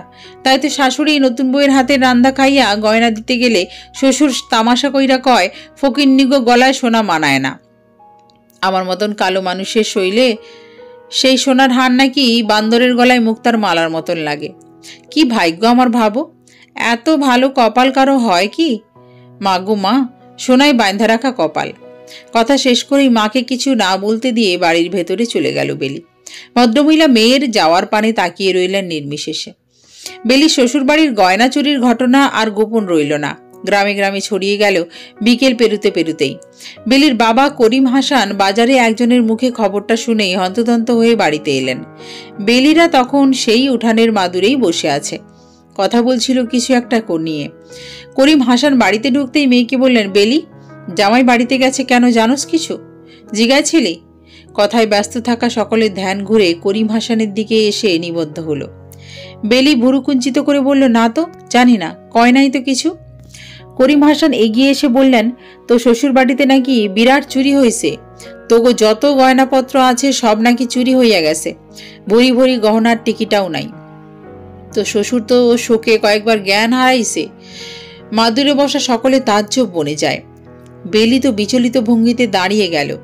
করিম হাসান মেয়েকে তাড়া দিয়ে বললেন, আইজি তোর ওইখানে থাকা উচিত মা, ওঠ, তৈরি হয়ে নে, আমি নিয়ে যাবো তোরে এখনই। জামাই তোরে যে কেন নিল না, তুই ও বাড়ির বউ, এই বিপদে তোর ওইখানে থাকা উচিত। বেলি বাবার কথায় সম্মতি দিল। ব্যতিব্যস্ত পায়ে ছুটল ঘরে তৈরি হতে। পেছন পেছন এলেন বেলির মাও। মেয়ের ঘরে ঢুকে দরজা আটকে মেয়ের দিকে তাকিয়ে রইলেন। মাকে দেখিয়ে বেলি শুধালো, কি হয়েছে? মানসুরা বেগম বেলির কাছে এসে বহু সাবধানে বললেন, গয়নাটি কই রাখছো বেলি? আম্মা, আমি হয়তো একটু ঝগড়া বেশি করি, তাই বইলা তুমি আমারে চোর বানাইতে পারো না। মেয়ের উগ্র কণ্ঠে মনসুরা বেগম কিছুটা থতমত খেলেন। অতঃপর মেঘমন্দ স্বরে বললেন, না, আমি ভাবলাম হয়তো তুই রাগ গইরা পালাইছো। এতটি গয়না আমি রাগ গইরা পালামো? আমার এত ক্ষমতা নাকি? বেশি বিরক্তি নিয়েই বলল বেলি। মনসুরা বেগম আর জবাব দিলেন না, চুপ করেই ঘর থেকে বেরিয়ে গেলেন। বেলি মায়ের যাওয়ার পানে তাকিয়ে হতাশ শ্বাস ফেলে তৈরি হওয়ার মনোযোগ দিল। রাত হলেও ভূঁইয়া বাড়ির সকলের ঘরে ঘরে আলো জ্বালানো। নিদ্রার আভাসটুকু নেই কারো চোখে। এতগুলো গহনা হারানোর পর শোকে যেন পাথর হয়ে গিয়েছেন মনিবের বাবা। বেলি রান্নাঘর থেকে খাবার এনে এক এক করে টেবিলে রাখলো সাজিয়ে, তারপর সবাইকে খেতে ডাকলো। শ্বশুরের ঘরে গেল শ্বশুর, শাশুড়ি আর স্বামীকে ডাকতে। ঘরের মাঝে চুপচাপ মা বাবার সাথে বসেছিল মুনিব। বেলি দরজায় দাঁড়িয়েই বলল, মা, খাওয়ান বাড়ছি, খাইতে আসেন। মুক্তা ভূঁইয়া স্বামীর পায়ে তেল মালিশ করছিলেন। বেলির কণ্ঠ পেতেই সকলের দৃষ্টি গিয়ে আটকালো দরজায়। জামাল ভূঁইয়া তো চোখ মেলেই ওকে দেখে খ্যাঁক খ্যাঁক করে উঠলেন, ও আমার ঘরের সামনে কি করে? ওরে যাইতে বলো মুক্তা, বাড়িতে বউ তুলতে না তুলতে এত বড় সর্বনাশ হইল আমার। ওর লগে কুফা আসলো আমার বাড়িটায়। মুনিব বাবার আক্রোশের তীব্র প্রতিবাদ করে বলল, আব্বা, ওর সাথে আপনি ভালোভাবে কথা বলতে পারলে বলবেন, নয়তো বলার দরকার নেই। সব ব্যাপারে আপনি এমন বাড়াবাড়ি করতে পারেন না। দেখছো দেখছো, আমার নিজের ছেলে নাকি আমার লগে এমন আচরণ করতে পারে। বাপের প্রতি ওর কোনো টান নাই। 2 দিনের বউয়ের লইগা যেন দুনিয়া আটকাই যাইতেছে। 2 দিনের বউ হোক আর 1 দিনের, কথা তো দিয়েছি চিরজীবন পাশে থাকার। আপনার আচরণ ঠিক করেন আব্বা। ঠিক করবো না, কি করবা তুমি? হ্যাঁ, এবার বেলি দরজায় দাঁড়িয়েই উত্তর দিল, হ্যাঁ আর কি করব, কর্তাসে তো উপরওয়ালা। আমারে গয়না দেওয়ানের সময় কইছিলেন না এই গয়না আমার শরীরে মানাইব না, এখন চোরের হাতে মানাইতেছে না? এক্কেরে ঠিক কাম হইছে। মানুষের ছোট কইরা কথা কইলে তার নিজের উপরে ফিরে আসে, বুঝছেন? বেলির কথা যেন আগুনে ঘি ঢালার মতন কাজ করলো। জামাল ভূঁইয়া আরও রেগে গেলেন, মুহূর্তে চেঁচিয়ে বাড়ি মাথায় করলেন। তিনি তাজ্জব হয়ে যাচ্ছেন রীতিমতো নতুন বউয়ের কথা শুনে। বাড়ির এতগুলো গহনা চুরি হলো, অথচ মেয়েটার মনে কোনো হাহুতাশ নেই। বলে কিনা ঠিক হয়েছে। অবস্থা বেগতিক দেখে মনিব তাড়াতাড়ি বেলিকে নিয়ে চলে এলো সেখান থেকে। বাবার শরীর এমনিতেই খারাপ হয়ে গিয়েছে, পরে চেঁচামেচিতে আরও খারাপ হয়ে গেলে সমস্যা। এমনিতেই একটা স্ট্রোক করে ফেলেছেন মানুষটা কিছুদিন আগে, আজকে অতিরিক্ত উত্তেজিত হয়ে আরেকটা স্ট্রোক করলে জীবন ঝুঁকিতে পড়ে যাবে। রাত তখন ভালোই হয়েছে, যার যার ঘরে ঘুমিয়ে আছে সকলে, কেবল সজাগ বেলি। আজও দক্ষিণ দিকের জানালাটা মেলে দিঘির সৌন্দর্য মুগ্ধ হয়ে দেখছে। বাড়িতে আজও বিদ্যুৎ নেই, রাত হলেই বিদ্যুৎ থাকে না ইদানিং। অতিরিক্ত গরম কিংবা বৃষ্টি হলে বিদ্যুৎ চলে যায়, বাহিরের মৃদুমন্দ বাতাস এসে গায়ে লাগছে। একধারে কতক্ষণ দাঁড়িয়ে রইল, এরপর পানি খাওয়ার জন্য গেল ড্রয়িং রুমে। ড্রয়িং রুমে যেতেই দেখল কাজের মহিলাটি সজাগ, চা বসিয়েছেন চুলাতে, হয়তো তার শাশুড়ির জন্য। ভদ্রমহিলা আবার চা খেতে পছন্দ করেন। নতুন বউ ঘুমান নাই এখনো? ফরিদা বিবির কথায় রান্নাঘরের দরজায় তাকালো বেলি।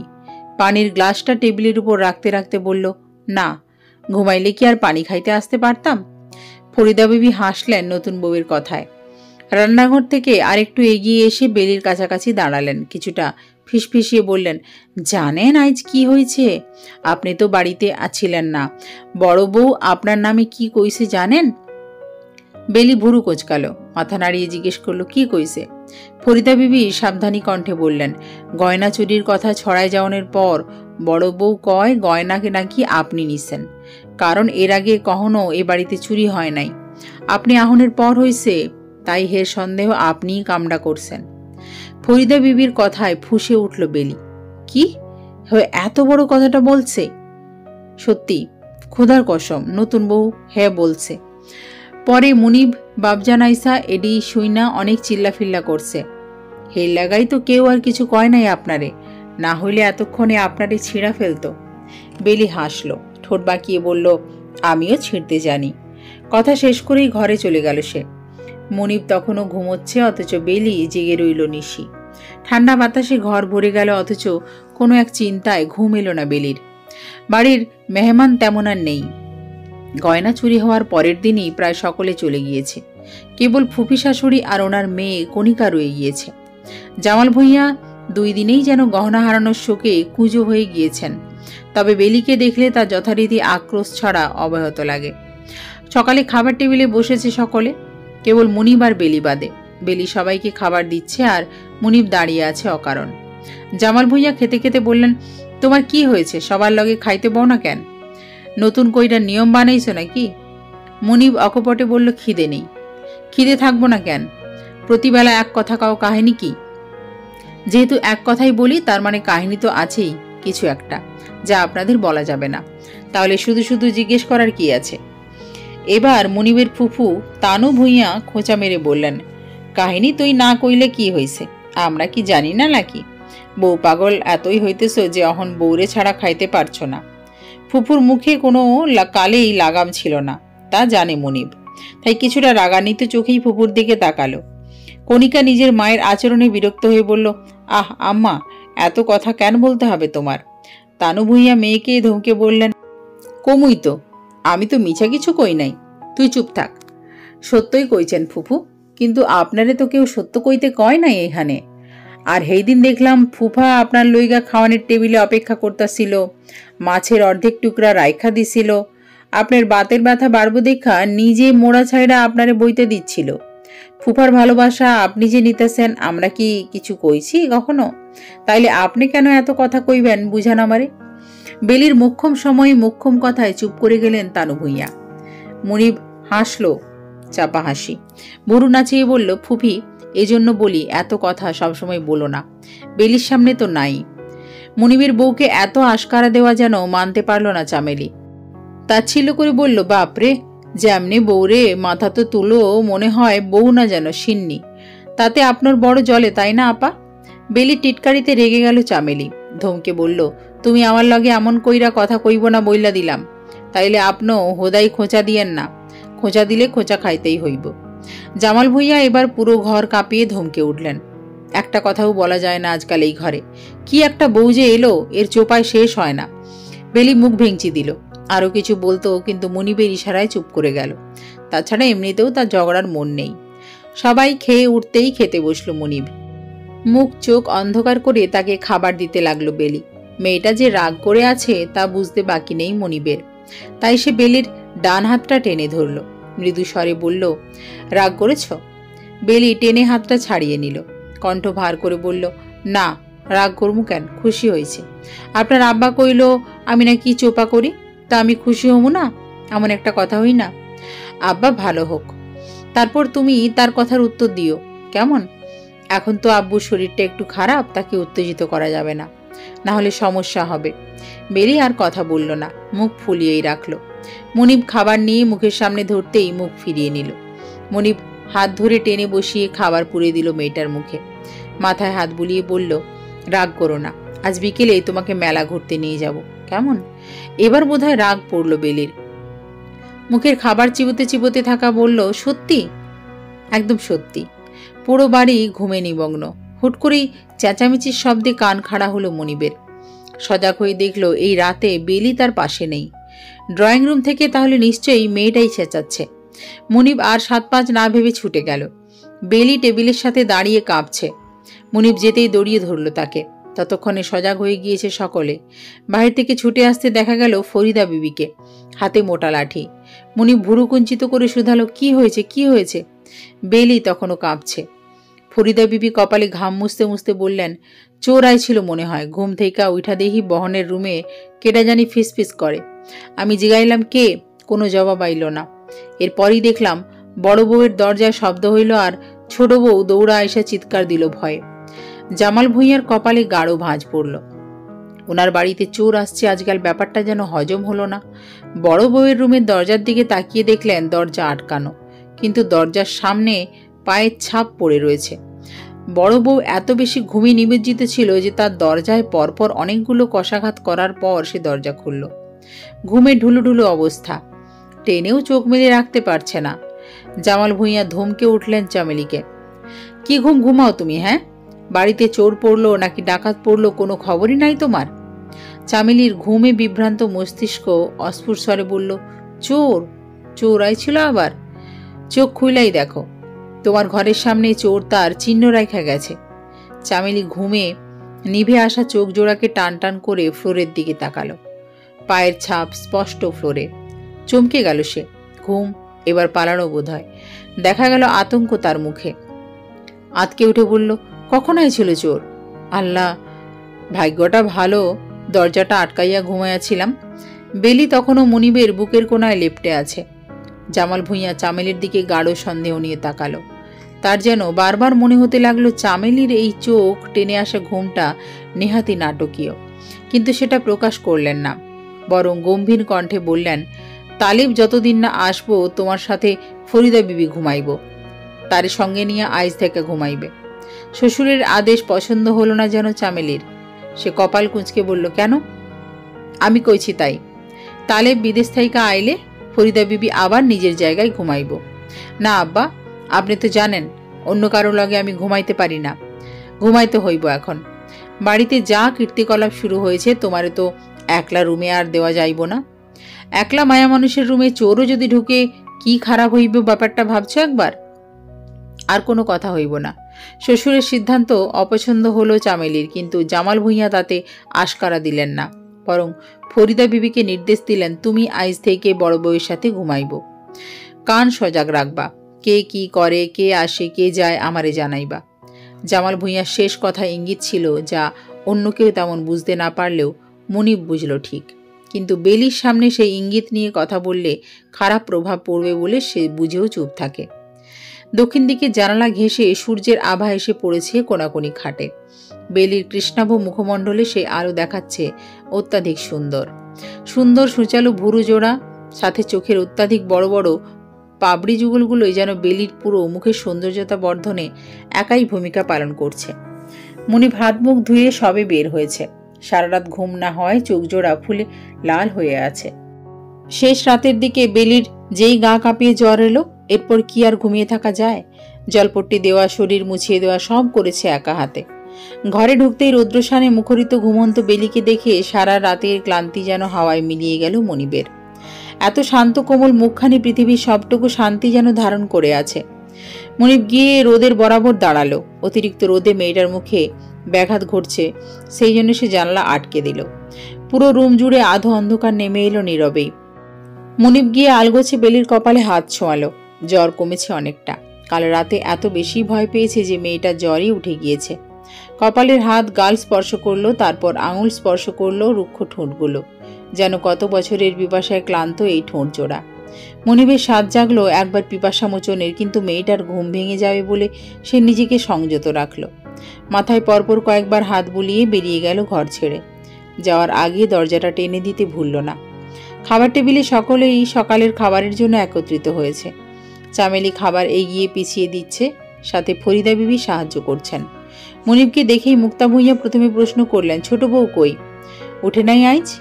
মনিব মাথা নাড়ালো। টেবিলে বসতে বসতে বলল, না, জ্বর এসেছে, সারা রাত ঘুমায়নি, তাই এখন ঘুমাচ্ছে। বিচলিত হলেন মুক্তা ভূঁইয়া। ভুরু কুঞ্চিত করে বললেন, জ্বর? মাঝরাতেও না ভালো দেখলাম। হ্যাঁ, হয়তো ভয় পেয়েছিল রাতে, তাই জ্বরটা এসেছে। কি যে শুরু হইল বাড়িতে! ভূঁইয়া বাড়িতে কখনো চোর পা রাখার সাহস করতে পারে নাই। এই এলাকার কারো এত কলিজা নাই, কিন্তু কয়দিন ধইরা যেই ভূঁইয়া বাড়ির কিনা চোর ঢুকতাছে, আমার কেমন ডর ডর লাগতাছে। বড় ভাই, আপনি কিছু ভাবেন না কি করবেন? মনিবের ফুফু তানু ভূঁইয়ার কথায় মাথা নাড়লেন জামাল ভূঁইয়া। কি যেন ভাবতে ভাবতে কঠিন হয়ে এলো তার মুখ চোখ। নিরানন্দ স্বরে বললেন, দেহি কি করা যায়, কিছু না কিছু করতে তো হইব। এমন চোরে কি এর আগে কখনো আইছিল এই বাড়িতে? জামাল ভূঁইয়া উত্তর দেন, না। মুখটা কেমন শুকিয়ে যায় কোনো ভাবনায়। কিছু হয়তো ভাসতে থাকে চোখের পর্দায়, যা বলতে পারেন না, অথচ অন্তরে রাখলেও ব্যথা হয়। খাবার দাবার শেষ হতেই বাবার ঘরে এলো মনিব। জামাল ভূঁইয়া তখন মোটা খাতায় ব্যবসায়ের হিসাব কষছেন। ছেলেকে ঘরে প্রবেশ করতে দেখে খাতাটা বন্ধ করে দিলেন। রাশভারী কণ্ঠে বললেন, কিছু বলবা? মনিব এসে কাঠের টুলটায় বসল। তির্যক চোখে তাকিয়ে রইল বাবার দিকে। মনে যেই প্রশ্নগুলো ঘুরপাক খাচ্ছে তা আদৌ বাবাকে বলা কতটুকু যুক্তিসঙ্গত হবে তাই ভাবছে ভেতর ভেতর। জামাল ভূঁইয়া বললেন, কি কথা কইতে এত সময় নিতাস? মনিব এবার আর সংশয় রাখল না। কিছুটা বিব্রত কণ্ঠেই বলল, আব্বা, আপনার কি মনে হয় চুরির ব্যাপারটা আসলে কি? জামাল ভূঁইয়ার চোখে চিকন গ্লাসের চশমা ছিল। ব্যবসায়ের হিসেব কষতে নিলে তিনি চশমা ব্যবহার করেন। আজও সেই সূত্রে চোখে দিয়েছিলেন। সেই চশমার উপর দিয়ে তাকিয়ে বললেন, চুরি ব্যাপার কি হইব? চুরি তো চুরি নাকি? মুনিব বাবার চতুরতা সম্পর্কে অবগত, তাই বাবার কথা ঘোরানোর এমন পারদর্শিতায় মোটেও বিচলিত কিংবা উত্তেজিত হলেন না। ঠাঁই বসে থেকে বলল, ভাবিকে সন্দেহ করার কারণ কি? ছেলের কথায় এবার জামাল ভূঁইয়া নড়ে চড়ে বসলেন। কপালে পড়ল 3 ভাঁজ। সন্দেহ করি? করেন না বলছেন? মুনিব যে একেবারেই বাবার মতন চতুর হয়েছে তা জানেন জামাল ভূঁইয়া, তাই আর কথাকে ঘুরিয়ে 9-6 না করেই বললেন, তালেব দেশে নাই 2.5 বছর, বড় বউয়ের বয়স মাত্র 23। এই বয়সে তার স্বামীর দূরে থাকাটা হয়তো তার জীবনে পাপ করার বড় কারণ হইয়া দাঁড়াইতেছে, তাই না? বিনা কারণে সন্দেহ করাটা অমূলক নয় কি? জামাল ভূঁইয়া ছেলের প্রশ্নে মাথা দোলালেন। আলগোছো খাট থেকে নেমে জানালার বরাবর দাঁড়ালেন। বললেন, বহু বছর আগে এমন একটা ঘটনা এই বাড়িতে ঘটেছিল। তুমি তো জানো সেইটা নাকি? সবসময় এক ঘটনাই বারবার ঘটবে তেমনটা তো না। মুনিব, আজ সকালে তোমার জিলহজ চাচা আসছিল, জানো সেইটা? হুট করেই কথার প্রসঙ্গ 90 ডিগ্রি ঘুরে যেতেই মুনিব অবাক হলো। সুর টেনে বলল, তো গত কয়েকদিন যাবৎ তোমার চাচা রাতে আমাদের বাড়িতে একটা ছেলেকে ঢুকতে দেখেছেন। প্রথমে ভাবছিল তুমি হইবা, বা বাড়িতে কত মেহমান একজন না একজন হইব, কিন্তু কাল রাতে দেখেছে একজন কেউ ছেলেটারে বাড়িতে ঢুকাইতেছে। মেইলি অবয়ব ছিল। অন্ধকারে মুখ দেখে নাই তোমার চাচা, কিন্তু কয়েকবার ডাকাডাকি কইরা জিজ্ঞেস করেছে, কিন্তু কোনো সাড়া দেয় নাই। চোরকে কেউ নিজে যেচে বাড়িতে আনবো বইলা তোমার মনে হয়? মনিব বাবার কথায় হতভম্ব হয়ে গেল। মাথা ঘোরাতে লাগলো তার। মনের মাঝে যে কথাটা জাগ্রত হলো, সেই চরিত্রের সাথে ভাবির চরিত্র মেলাতে বড় খারাপ লাগছে তার। সে বিমর্ষ মনে মনে বলল, আপনি যা ভাবছেন তা আদৌ সম্ভব? সম্ভব কিনা জানি না, কিন্তু অসম্ভব তো কিছু নাই। মনিব আনমনে মাথা নাড়ল, আর কিছু বলার মতন শব্দ পেল না। বেলিকে নিয়ে যদিও আগের দিন মেলা ঘুরতে যাওয়ার কথা ছিল, কিন্তু যাওয়া হয়নি। তাই আজ মনিব ঠিক করলো বেলিকে নিয়ে ঘুরতে যাবে। শুধু বেলি নয়, সাথে ভাবি এবং কণিকাও যাবে। বেলির জ্বরটা নেমেছে, মুখ চোখ শুকিয়ে গিয়েছে অনেকটা একদিনের জ্বরেই। বেলির শাশুড়ি বেলিকে একটা সুন্দর শাড়ি পরিয়ে দিলেন, মাথা ভর্তি চুলগুলোকে সুন্দর করে বেঁধে দিলেন। শাশুড়ির এমন যত্নেই মুগ্ধ হলো বেলি। হেসে বলল, আজ সূর্য কোন দিকে উঠছে কন তো আম্মা? মুক্তা ভূঁইয়া তখন চুলের শেষ অংশের বেনিখানি করছিলেন। ছেলের বউয়ের কথায় ভুরু কুঞ্চিত করে বললেন, কেন? এই যে আপনি এত যত্ন আত্মি করতেছেন, এই যত্ন আমার ভাগ্যে আছে ভাবতেই পারতাছি না। মুক্তা ভূঁইয়া চোখ রাঙালেন, বেলিকে মিছিমিছি শাসিয়ে বললেন, এত কথা একদম কইবা না। শুধু শুধু মানুষের খোঁচা দাও কেন? হ্যাঁ, শুধু শুধু খোঁচা দিচ্ছি না, কারণে তা আপনি ভালোই জানেন। মুক্তা ভূঁইয়া আর কথা বললেন না। মেয়েটা এত মুখের উপর কথা বলে, কোনো কিছু মানে না। আকাশে তখন সূর্য ঢলে পড়েছে নিজ ভঙ্গিমায়। আলো আধারের মিশেলে অপূর্ব এক আকাশ বুক ফুলিয়ে যেন দাঁড়িয়ে আছে মাথার উপর। বেলিরা মেলাতে এসে প্রত্যেকেই যেন আনন্দে আত্মহারা হয়ে যাচ্ছে। চারপাশে এত আলোকসজ্জা, এত সুন্দর সুন্দর জিনিস, যেন কোনো আনন্দের বাজার এটা। মনিব পরিচিত একজনের সাথে কথা বলে আসতেই দেখলো বেলি আশেপাশে নেই। ভাবি আর কণিকা মাটির জিনিসপত্রের দোকানের সামনে দাঁড়িয়ে জিনিসপত্র দেখছে। মনিব আশেপাশে চোখ বোলাতেই খেয়াল করলো বেলি একটা দোকানের পেছনে দাঁড়িয়ে আছে। মনিব দ্রুত সেখানে যেতেই দেখলো একটা ছেলে দ্রুত বেগে ছুটে যাচ্ছে। আচমকা মনিবকে দেখে যেন ভূত দেখার মতন চমকে উঠল বেলি। আর তার চমকে ওঠাটা এতই অস্বাভাবিক ছিল যে মনিবের চোখে লেগে গেল। সে অবাক স্বরে বলল, তুমি এখানে কেন? কে ছিল ছেলেটা? তোমার পরিচিত? মনিবের পরপর প্রশ্নে চুপ হয়ে গেল বেলি, থতমত খেয়ে আছে। তার মাঝেই বেলির হাতে এক মুঠো চুড়ি নজরে এলো মনিবের। চুড়িগুলো ছো মেরে নিজের কাছে নিয়ে ব্যতিব্যস্ত কণ্ঠে বলল, এগুলো কে দিয়েছে তোমাকে? কার থেকে নিয়েছ? বেলির মুখটা এতটুকু হয়ে গেল ভয়ে, কথা বেরোচ্ছে না। তবুও অস্ফুট স্বরে বলল, ওই ছেলেটা গিয়েছে। মনিব কিংকর্তব্য বিমূঢ় হয়ে বলল, ওই ছেলেটা দিয়েছে কেন? কে হয় তোমার? বেলি মাটির দিকে তাকিয়ে মিনমিন করে বলল, আমি তো চিনি না, আমারে হুট করে এইখানে ডাইকা আয় না কইল বড় ভাবিরে চুরিটি দিতাম, আর কাউরে যেন না কই।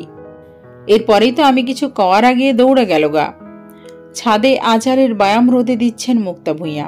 আচার রোদে দিলে দীর্ঘদিন ভালো থাকে, তাই তিনি রোদ উঠলেই আচার শুকাতে দেন ছাদে। তাছাড়া বৃষ্টির মরশুম, সবসময় রোদ পাওয়া যায় না। যখনই রোদ ওঠে তখনই রোদের সঠিক ব্যবহার করা উচিত বলে তিনি মনে করেন। মুক্তা ভূঁইয়া আচার রোদে দিতে দিতেই বেলি উড়নচণ্ডীর মতন হাজির হয়।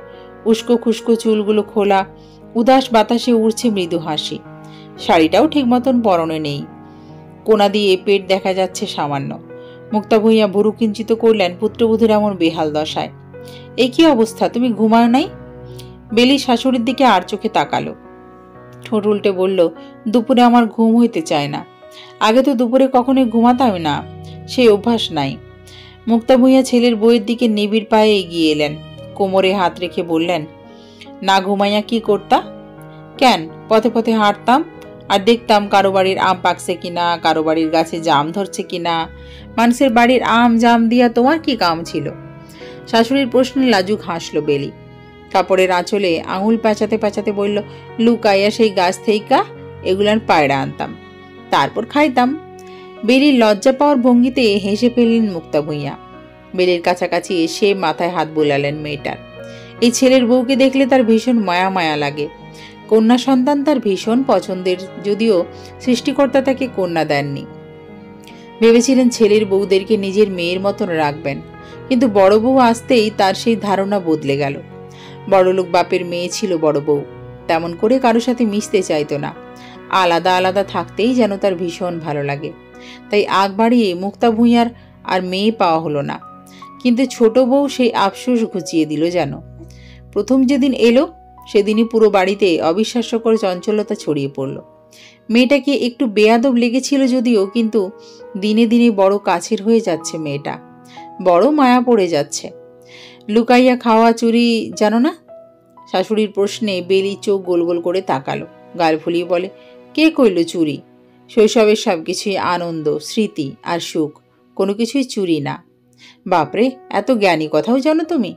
ভাবছিলাম তো বাসর ঘরের গান ছাড়া তেমন কিছু জানো না হয়তো। শাশুড়ির ঠেস মারা কথায় বেলির গোল গোল চোখ লজ্জায় নিভিনুভু হয়ে গেল। দৃষ্টি ঘুরিয়ে ফেলল দ্রুত, দাঁত দিয়ে নখ কেটে পরিস্থিতি হালকা করতে চাইল। মুক্তা ভূঁইয়া ছেলের বউয়ের জব্দ হওয়া মুখমণ্ডল দেখে হেসে কুটি কুটি। বেলিও কতক্ষণ হাঁসফাঁস করে, পর মুহূর্তেই হেসে দিল। তাদের মধ্যে কথোপকথন গাঢ় হলো। মুক্তা ভূঁইয়া ছেলের বউকে বসিয়ে মাথায় তেল দিতেও শুরু করে দিলেন, সাথে কত গপ্প। দুপুরে রোদও নিভে এসেছে ততক্ষণে, বাতাসের বেগ বেড়েছে কিছুটা। ঠান্ডা বাতাসে আড্ডা জমে গেল আরও।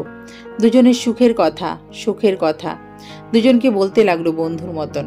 আড্ডার এক সময় মুক্তা ভূঁইয়া হুট করেই বেলিকে বললেন, একটা কথা সত্যি কইরা বলবা? বেলি বসেছিল সোজা মুখ করে, পেছনে বসে মুক্তা ভূঁইয়া তেল দিয়ে দিচ্ছিলেন। শাশুড়ির কথায় বেলি শাশুড়ির মুখের দিকে তাকালো, মাথা নাড়িয়ে বলল, কি? বড় বউরে বলে সেদিন মেলায় একজন চুড়ি দিয়া গেছিল, এটা সত্যি? বেলি হয়তো এই প্রশ্নটা আশা করেনি, তাই কিছুটা থতমত খেয়ে গেল। তার উপর সেদিন মুনিব বলেছিল এই চুড়ির কথাটা বাড়ির কেউ যেন না জানে। তাহলে মা জানলেন কি করে? তা ভেবে ভেবে মাথা ব্যথা হয়ে গেল তার। মুখটা শুকিয়ে ছোট হয়ে গেল, আমতা আমতা করে লাগলো বারংবার। মুক্তা ভূঁইয়া ভরসা দিয়ে বললেন, আশ্বস্ত কণ্ঠে বললেন, আমারে কও, আমারে কইলে কিচ্ছু হইব না।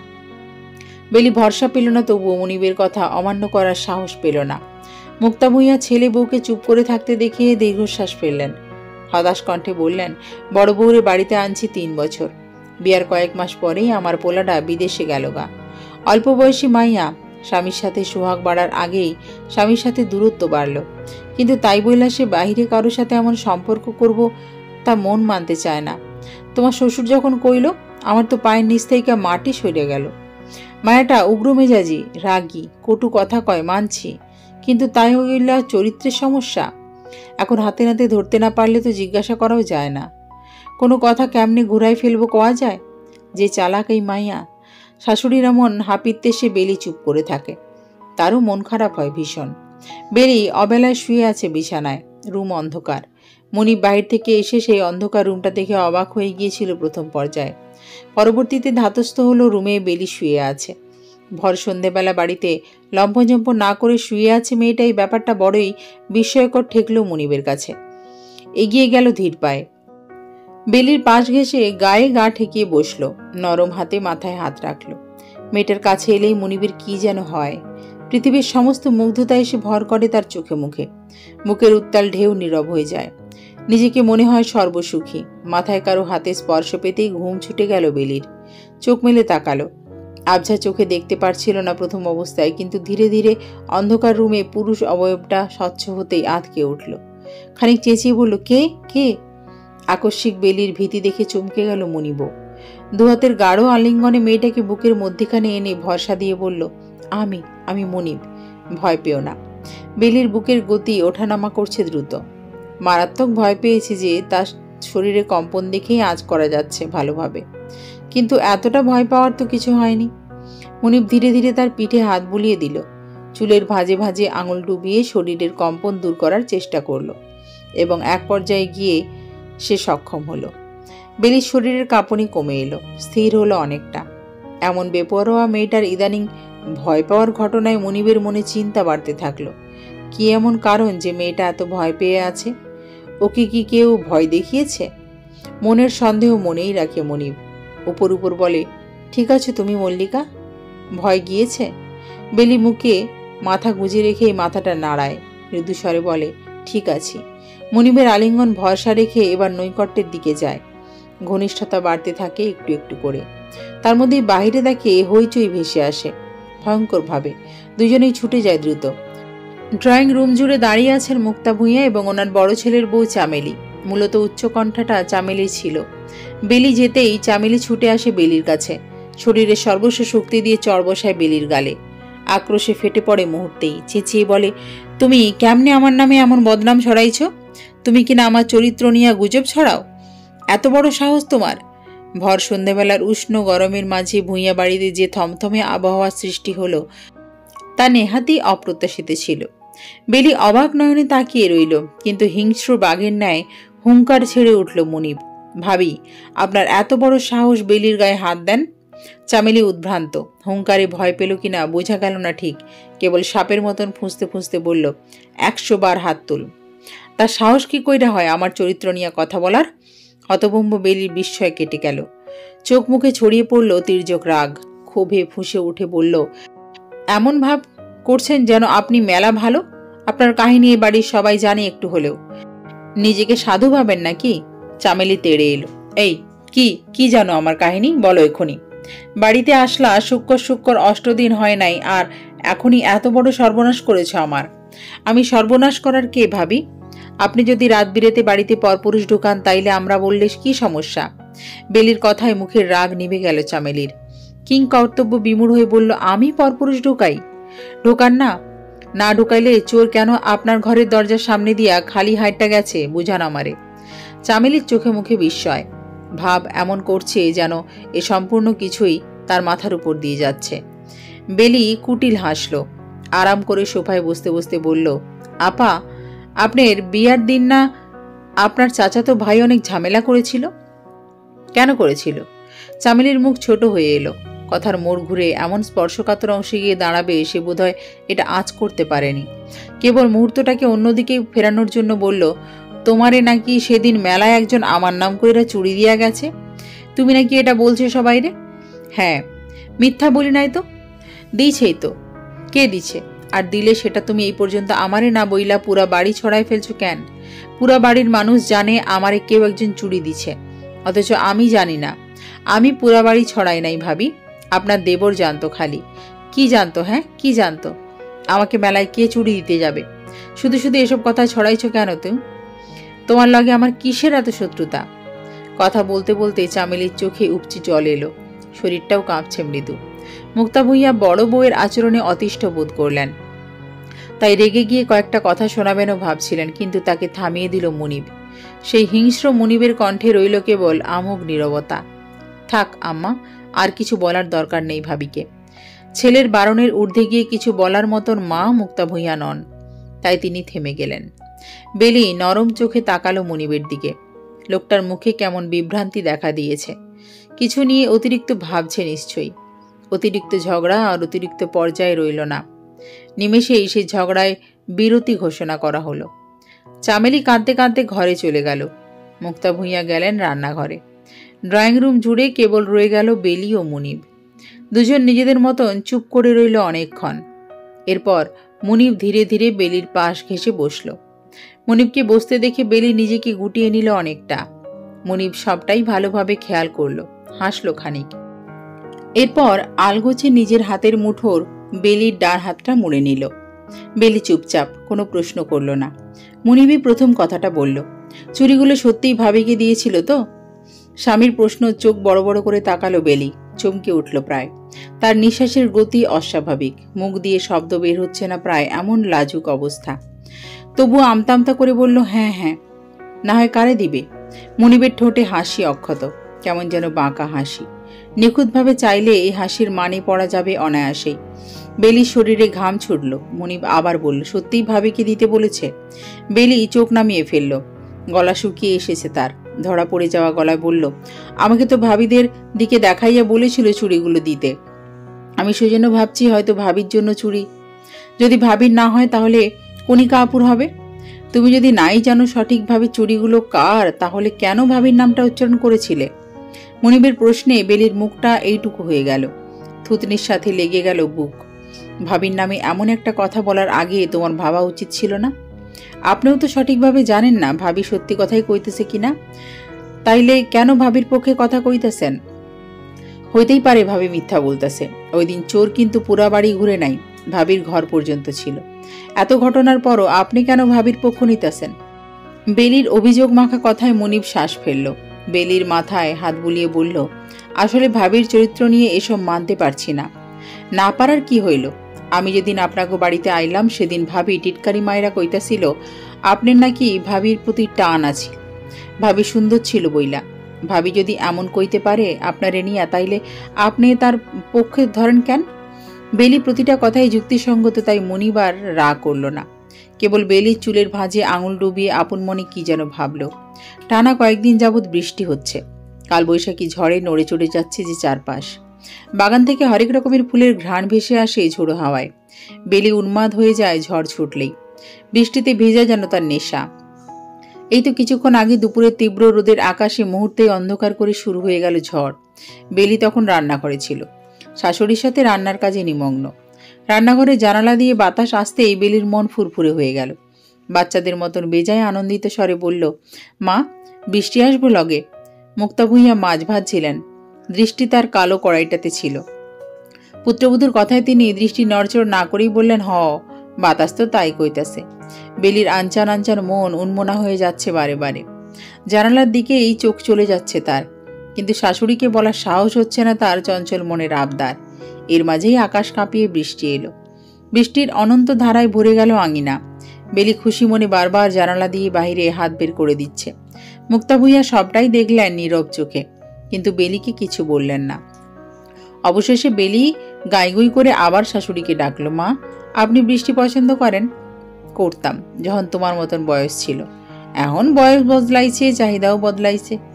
বেলি শাশুড়ির দিকে তাকালো, কাজ ছেঁকেই তুলে জড়িয়ে ধরল তাকে। বাচ্চা মেয়েটির মতন আবদার করে বলল, চলেন না একটু ভিজি। বয়স বাড়লেই চাহিদা বদলায়, কিন্তু বৃষ্টিতে ভেজার আনন্দ সব বয়সে একই থাকে। আহেন নামা একটু ভিজি। বেলির আচমকা জড়িয়ে ধরাটা এতটাই অপ্রত্যাশিত ছিল যে মুক্তা ভূঁইয়া অবাক হয়ে গেলেন। তার উপর এমন প্রাণখোলা আবদার। তিনি কতক্ষণ শক্ত চোখে তাকিয়ে রইলেন পাথরের মতন। বেলি দ্বিধায় পড়ল, তাই হাতের বাঁধন আলগা করতে চাইল, কিন্তু তার আগেই মুক্তা ভূঁইয়া তাকে আরও শক্তপোক্তভাবে জড়িয়ে ধরলেন। আহ্লাদ করে বললেন, ভিজবা তুমি বৃষ্টিতে? চলো, আজ রান্নাবান্না সব পরে হবে, আগে আমরা আনন্দ কইরালি। খুশিতে আত্মহারা বেলি শাশুড়িকে নিয়ে এক ছুটে বাড়ির বাইরে চলে গেল। ভারী বর্ষণে ভিজে গেল দুজনেই। তাদের খিলখিলিয়ে হাসি ভূঁইয়া বাড়ির প্রাঙ্গণে প্রেমের বীণা বাজাতে আরম্ভ করল। বারান্দায় দাঁড়িয়ে থাকা মনিব মুগ্ধ হলো এই দৃশ্যে। জামাল ভূঁইয়া কাজ করছিলেন ঘরে। এমন হাসির শব্দে তিনিও জানালা ভেদ করে নিচে তাকিয়ে অবাক হয়ে গেলেন নিজের রাগী স্ত্রীর এমন শৈশব মেশানো আনন্দ দেখে। তার মন ভারী হলো, মন ভালো হয়ে গেল। পৃথিবীর সবচেয়ে সুন্দর মুহূর্ত ধরা পড়ল সওদাগর বাড়ির আঙিনায়। বৃষ্টি বাড়ল, সাথে বাড়তে লাগলো আনন্দ। কিন্তু হুট করে সেই আনন্দে বড় বিস্ময় দিয়ে বেলি মাথা ঘুরিয়ে পড়ে গেল মাটিতে। শরীর হয়ে গেল অবচেতন, নিশ্চুপ। বাইরে ঝোড়ো হাওয়া উথাল পাথাল বইছে। গত দুদিন যাবৎ এত বৃষ্টি কেন হচ্ছে তার হদিশ পাচ্ছে না কেউ। বেলির শরীরটা দুর্বল। কাল মাথা ঘুরে পড়ে যাওয়ার পর তাকে ডাক্তারের কাছে নেওয়া হয়। কিছু পরীক্ষা নিরীক্ষা করা হয়। তারপর মনিব বাড়ি নিয়ে আসে তাকে। কিন্তু শরীরের দুর্বলতা কাটছে না কিছুতেই বেলির। মাথা ঘুরছে অনবরত, প্রেশারও বাড়া। ডাক্তার বলেছেন অতিরিক্ত প্রেশার বেড়ে যাওয়ার কারণে এমন মাথা ঘুরছে। বেলি আজ স্নান করে বাথরুমেই কাপড় রেখে এসেছে। ধোয়ার মতন শক্তি তার ভেতরে অবশিষ্ট ছিল না। মনিব সেই কাপড়গুলো ধুয়ে দিয়েছে। বেলি বারণ করা সত্ত্বেও শোনেনি সে। এখন বিছানায় শুয়ে আছে বেলি। মনিব বারান্দায় দাঁড়িয়ে আছে, কারোর সাথে ফোনে কথা বলছে হয়তো। বেলি তাকে একবার সাবধান করতে ডাকলো। বৃষ্টির ছিটা আসতেছে না শৈলে। ঘরে আয়শা কথা বলেন, ভিজে যাবেন তো। মনিব ফোনে কানে রেখেই বারান্দায় দরজা দিয়ে উঁকি মেরে হাসল। ঠোঁট কামড়ে হাসি চেপে বলল, আসছি। বেলিও হাসির বিপরীতে হাসি বিনিময় করল। বৃষ্টির থামাথামির নাম নেই। মনিব কথা বলে ঘরে এলো। বেলির পাশ ঘেঁষেই বসল। স্নেহভরা হাতে মাথায় হাত বুলিয়ে দিল।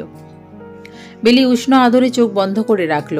অনেকটা নীরবতার সময় কাটার পর মনিব হুট করে বলল, অরুণচণ্ডী, একটা কথা বলবে? বেলি চোখ মেলল।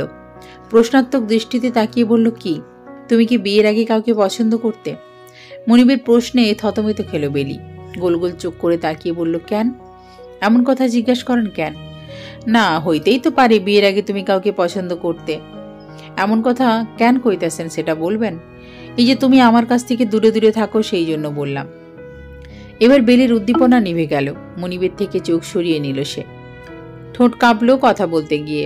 অস্ফুট স্বরে বলল, সেটা তো। কথা শেষ হতে দিল না প্রকৃতি। তার আগেই নিচ থেকে জামাল ভূঁইয়ার ডাক ভেসে এলো। ভয়ঙ্কর রকমে চেঁচিয়ে ডাকছেন ভদ্রলোক।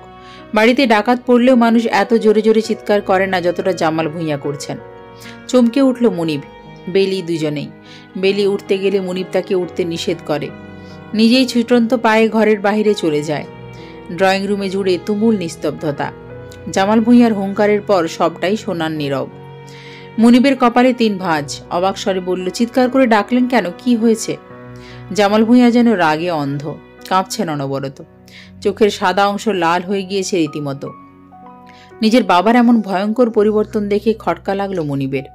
সে দ্রুত পায়ে বাবার কাছে এগিয়ে গিয়ে বাবার বাহু ধরে দাঁড়ালো। উত্তেজিত বাবাকে শান্ত করতে করতে বলল, কি হয়েছে আব্বু? এমনভাবে রাগে কাঁপছেন কেন? কোনো সমস্যা হয়েছে? জামাল ভূঁইয়ার মুখ থেকে কথা বের হচ্ছে না, অতিরিক্ত উত্তেজনায়। কেমন ভয়ঙ্কর কম্পন তার শিরা উপশিরায় ছড়িয়ে পড়েছে। মুনিব বিচলিত হলো। বলবেন তো আব্বু, হয়েছেটা কি? মুক্তা ভূঁইয়াও বিচলিত হলেন। স্বামীকে সামলানোর চেষ্টা করলেন, কিন্তু কোনো লাভ হলো না। মুক্তা ভূঁইয়া ভেবে পেলেন না মানুষটা কোন কারণে এতটা রেগেছে, কি হয়েছে, এত রাগছে কার উপর। জামাল ভূঁইয়া হুঙ্কার ছেড়ে উঠলেন, যে হুঙ্কারে কেঁপে উঠল ভূঁইয়া বাড়ির আঙিনা। মুনিব, তোমার বউ কই? ডাকো হেরে। বিশ্বাসঘাতকের এই দুনিয়ায় কোনো জায়গা নেই, ডাকো বলতেছি। ভরু কিঞ্চিত করল মুনিব। বাবার বাহু থেকে হাত সরিয়ে বলল, কি বলছেন? বেলিকে সম্মান দিয়ে কথা বলবেন। সম্মান? কারে সম্মান দিতে কও? যারে ঘরে তুলছে বুঝা তুলছে তো? সে তোমার পিঠ পিছে কি কি করছে? ঘটনার স্রোত এভাবে অন্য ধারায় বইবে কে জানত। বেলি নিজেই ঘর ছেড়ে বেরিয়ে এলো। দূরে দাঁড়িয়ে আছে চামেলি। বেলি শ্বশুরকে কাঁপছে দেখে ছুটে এলো, কিন্তু বেশি কাছে আসতে পারল না। তার আগেই জামাল ভূঁইয়া চিৎকারে থামিয়ে দিলেন তাকে। খবরদার, তুমি এইখানে আসবা না, আমারে ধরবা না, একটা নষ্ট মেয়ে মানুষ। জামাল ভূঁইয়ার কথাগুলো বড় অনাকাঙ্ক্ষিত ছিল। মুনিব বাবাকে ছেড়ে দিল। রেগে গিয়ে বলল, আব্বু মুখ সামলে কথা বলেন। বেলি আমার স্ত্রী। স্ত্রী না স্ত্রী জিগাও। যারে এত সোহাগ দিলা, বাপের কথা অমান্য কইরা বিয়া করলা, সে কি করছে জানো? বাবার এই রাগ অযৌক্তিক কিংবা মিথ্যে লাগছিল না, কিন্তু বেলির সাথে বাবার বলা সম্বোধনগুলো মানাচ্ছিল না। মুনিব পড়ে গেল সংশয়ে। সংকোচ মাখা কণ্ঠে বলল, কি করেছে ও? জামাল ভূঁইয়া সেন্টার টেবিলের ওপর থেকে একটা রিপোর্ট নিয়ে এগিয়ে ধরল মুনিবের দিকে। তাচ্ছিল্য করে বলল, তোমার বউ পোয়াতি, কিন্তু সে বাচ্চার বাপ তুমি নও। আকাশে মেঘ করে ঘন গর্জন দিয়ে উঠলেও এত জোরে বুকের ভেতরে গিয়ে কম্পন সৃষ্টি করত না যতটা না সৃষ্টি করলো এখন। মুক্তা ভূঁইয়া মুখ চেপে ধরলেন বিস্ময়ে। দূরে দাঁড়িয়ে থাকা চামেলিরও চোখ বেরিয়ে আসার উপক্রম। চমকে উঠল বেলি। কি কি কনেডি? আমি কি কই তুমি জানো না? এত বড় বেঈমান আমার বাড়িতে আছে এটা ভাবলেও আমার মাথায় রক্ত উঠে যাইতেছে। মুনিব হেসে দিল। বোকা বোকা কণ্ঠে বলল, আব্বু আপনিও না? এমন মজা কেউ করে? মুনিবের চোখে মুখে অবিশ্বাস। সে যেন বাবার কথাটা মানতেই পারছে না। জামাল ভূঁইয়ার চোখ টলমল করে উঠল। ছেলেকে চরম সত্যিটা জানাতেও তার কষ্ট হচ্ছে ভীষণ। তবুও বলল, তোমার বউ পোয়াতি, 3 মাস তার বাচ্চার বয়স, অথচ তোমাগো বিয়া হয়েছে আজ 23 দিন। এই হিসাব বুঝাও আমারে। মুনিব বাবার মুখের কথা বিশ্বাস করল না যেন। রিপোর্টের কাগজটা ছিনিয়ে নিয়ে নিজেই দেখতে লাগলো। উদ্ভ্রান্তের মতন কতক্ষণ চোখ ঘোরালো সেই কাগজটায়। বেলিও এগিয়ে গিয়ে মুনিবের পাশে দাঁড়ালো। কণ্ঠে ভয় তার। আতঙ্কে নিয়ে বারবার বলল, কি দেখেন? সত্যি করে কন্ত আব্বা যা কইছে তা সত্যি? আপনি বিশ্বাস করেন? মুনিব মৃত চোখ নিয়ে রিপোর্টটার দিকে তাকিয়ে রইল। কিছুই উত্তরে বলল না। মুক্তা ভূঁইয়া ছুটে এলেন ছেলের কাছে। কাঁদতে কাঁদতে বললেন, আব্বা তোর বাপ যা কইতাছে তা কি ঠিক? আমার একটু বিশ্বাস হয় না। একটু কষ না, তোর বাপ ভুল দেখছে তাই না? মুনিব ধপ করে সোফায় বসে পড়ল। রিপোর্টগুলো হাতের মুঠোতেই রইল। ভগ্ন কণ্ঠে বলল, ঠিক। বাইরে তুমুল ঝড়। ভূঁইয়া বাড়ির ভেতরে জটলা মুনিবের ফুফি ফুফা চাচা খালারা সব দিয়ে ঘর ভরে গিয়েছে। কয়েক ঘন্টার ব্যবধানে পুরো বাড়িতে মানুষে গমগম করছে। বেলির বাবা মাও এসেছেন। কাঠগড়ায় আসামি বেলি। মুনিব বিধ্বস্ত প্রায়। বেলির বাবা করজোরে দাঁড়িয়ে বললেন, আমার মাইয়া এমন কহে না, করতে পারে না। বেয়াই সাহেব আপনি ভুল কইতেছেন। জামাল ভূঁইয়া তেড়ে এলেন। করিম হাসানের বুকে ধাক্কা মেরে বললেন, এই ডাক্তারের রিপোর্ট ভুল। আপনার মাইয়ারে বাড়িতে তোলার পর থেকে চুরি হইল, পরপুরুষ ঢুকলো, কত কি হইল। আমরা দোষ দিলাম আরেকজনেরে, কিন্তু আজ সত্য জলের মতো পরিষ্কার। পুরো ঘটনায় যে সবচেয়ে বেশি খুশি হয়েছেন সে হলো মুনিবের ফুফি তানু ভূঁইয়া। তিনি তো সোফায় পা দুলাতে দুলাতেই মুখ ভিংচিয়ে বললেন, প্রথম থেকে এই মায়ারে আমার সন্দেহ হইত। কি চোপা মাইয়ার, আইজ হইল তো শান্তি। বেলির মা পা ধরলেন জামাল ভূঁইয়ার, বেলির বাবাও তাই করলেন, কিন্তু বেলি নিরুত্তর। জামাল ভূঁইয়া এমন নিরুত্তর বেলিকে দেখে আরো খেপে গেলেন। কার লাইগা আপনার পা ধরেন? ওই দেখেন আপনাগো মাইয়া কি সুন্দর ওইখানে দাঁড়াই আছে, দেখছেন? সত্য চাপা দিতে পারবো না, তাই চুপ কইরা আছে। এই বেইমানির শাস্তি পাইতে হইব। আপনাগো মুখে চুনকালি লাগাইয়া এই বাড়ি থেকে বের করুম, নইলে আমার নাম জামাল ভূঁইয়া না। জামাল ভূঁইয়ার এমন রাগে আঁতকে উঠল সবাই। তানু ভূঁইয়ার স্বামী নিষেধ করতে এলে ধামক ধুয়ে তাকে থামিয়ে দেন। বেলি মায়ের হাউমাউ করে কান্না আরো বাড়তে লাগলো। ছুটে গিয়ে মেয়ের গালে অনবরত চর দিতে দিতে বলে, মুখ পুরি, তুই ক সব মিথ্যা, সবাইরে ক একটাও সত্যি না। মায়ের চিৎকার মা করতেই থাকে। বেলি এক ধ্যানে তাকিয়ে থাকে মনিবের দিকে, তারপর সর্বহারা অভাগিনীর মতন প্রাণহীন পায়ে মনিবের কাছে এগিয়ে যায়। আসন পেতে বসে মনিবের পায়ের কাছটায়, এক বুক আশা নিয়ে মনিবকে শুধায়, আপনি তো আমারে বিশ্বাস করেন তাই না?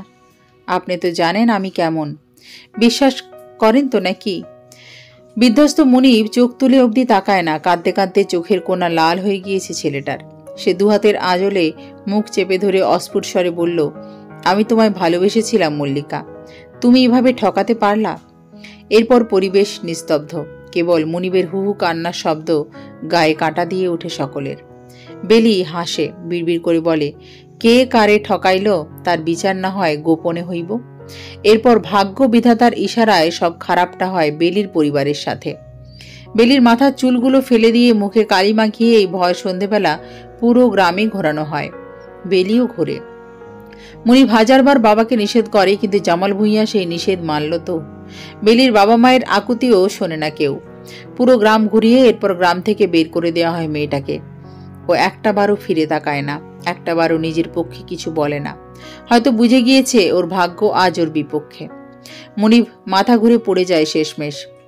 এত কঠোরতা সে মানতে পারে না। এক সপ্তাহ পর রাতের আকাশে ভীষণ জোরে জোরে বজ্রপাত হচ্ছে। খুব তাড়াতাড়ি বৃষ্টি আরম্ভ হবে হয়তো। জানালার কাছের টেবিলটায় বসে আছে মনিব, উদাস দুটি চোখ। হুট করে মাঝরাতে তার দরজা খোলার শব্দ হতেই সে চমকে দরজার দিকে তাকায়। চামেলি সেখানে দাঁড়িয়ে আছে লাল টুকটুকে শাড়ি পরে।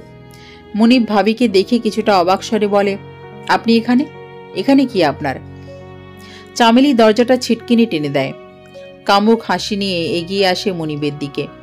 লাল লিপস্টিক দেওয়া ঠোঁটগুলোকে বাঁকিয়ে ইশারা করে। দেহের অঙ্গভঙ্গি গুরুতর অশ্লীল। মনিব আবার বলে, কি চান এখানে আপনি? কি জন্য আসছেন? চামেলি এবার মনিবের দিকে এগিয়ে গিয়ে মনিবের গলা জড়িয়ে ধরল। মনিবের ঠোঁটে ঠোঁটে চুম্বন এঁকে বলল, কি আর চাওয়ার আছে আমার? তোমারে চাই, একদম কাছাকাছি চাই। কতদিন হইল দেহটা আমার উপোস কইরা শুকাইতেছে, আর কতদিন দূরে রাখবা আমারে?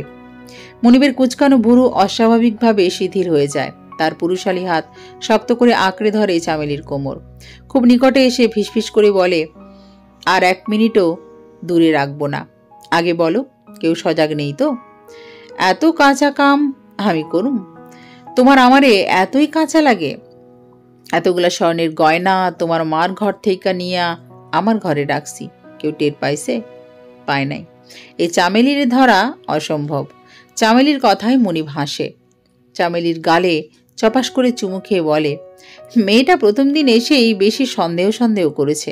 ভাবছিলাম সরল সোজা বউ আনবো, কিছু বুঝবো না, কিন্তু তোমাকে নিয়ে সন্দেহ করাটাই তো সর্বনাশ। সেজন্য তাড়াতাড়ি বিদায় হতে হলো। 3 মাসের বাচ্চা পেটে, এমন একটা ডাক্তারের রিপোর্ট না হলে বিদায় করতে সমস্যা হচ্ছিল। এতভাবে চেষ্টা করেও কিছু হচ্ছিল না।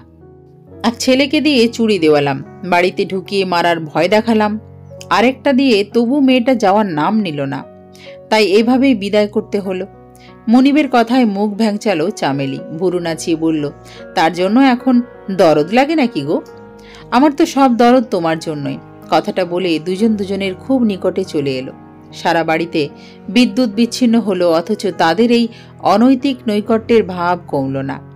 দূর আকাশে বিদ্যুৎ চমকালো আবার। সে রূপলি আলোয় ভূঁইয়া বাড়ির চন্দ্রমল্লিকার পাড়ে বসা বেলির কালো শরীরটা দেখা গেল। চকচক করে উঠল তার হাতে থাকা ধারালো ছুরিটা। খুব শান দিয়ে নিয়ে এসেছে মেয়েটা। ছুরিটার দিকে তাকিয়ে হাসল বেলি, বিড়বিড় করে বলল, বেইমানির শাস্তি কেমন হয় আপনার বাপ তা জানে না। কাল যখন আপনাগরে জড়াজড়ি কইরা ময়রা পড়িয়া থাকতে দেখব, তখন বুঝবা শাস্তি কি। তারপর গুনগুনিয়ে গান গাইতে গাইতে দিঘির মাঝে পা ডুবিয়ে দিল মেয়েটা। বাতাসের সাথে ভেসে আসতে লাগলো বাগানের মল্লিকা ফুলের ঘ্রাণ। তার সাথে ভেসে এলো মানুষ মল্লিকার খিলখিলিয়ে হাসি। মানুষ ভুলেই গেছে মেয়ে ফুলের সুবাসকে দমানো যে কঠিন। গল্পটি কেমন লাগলো অবশ্যই কমেন্ট করে জানাবেন। সবাই খুব ভালো থাকবেন, সুস্থ থাকবেন। নমস্কার।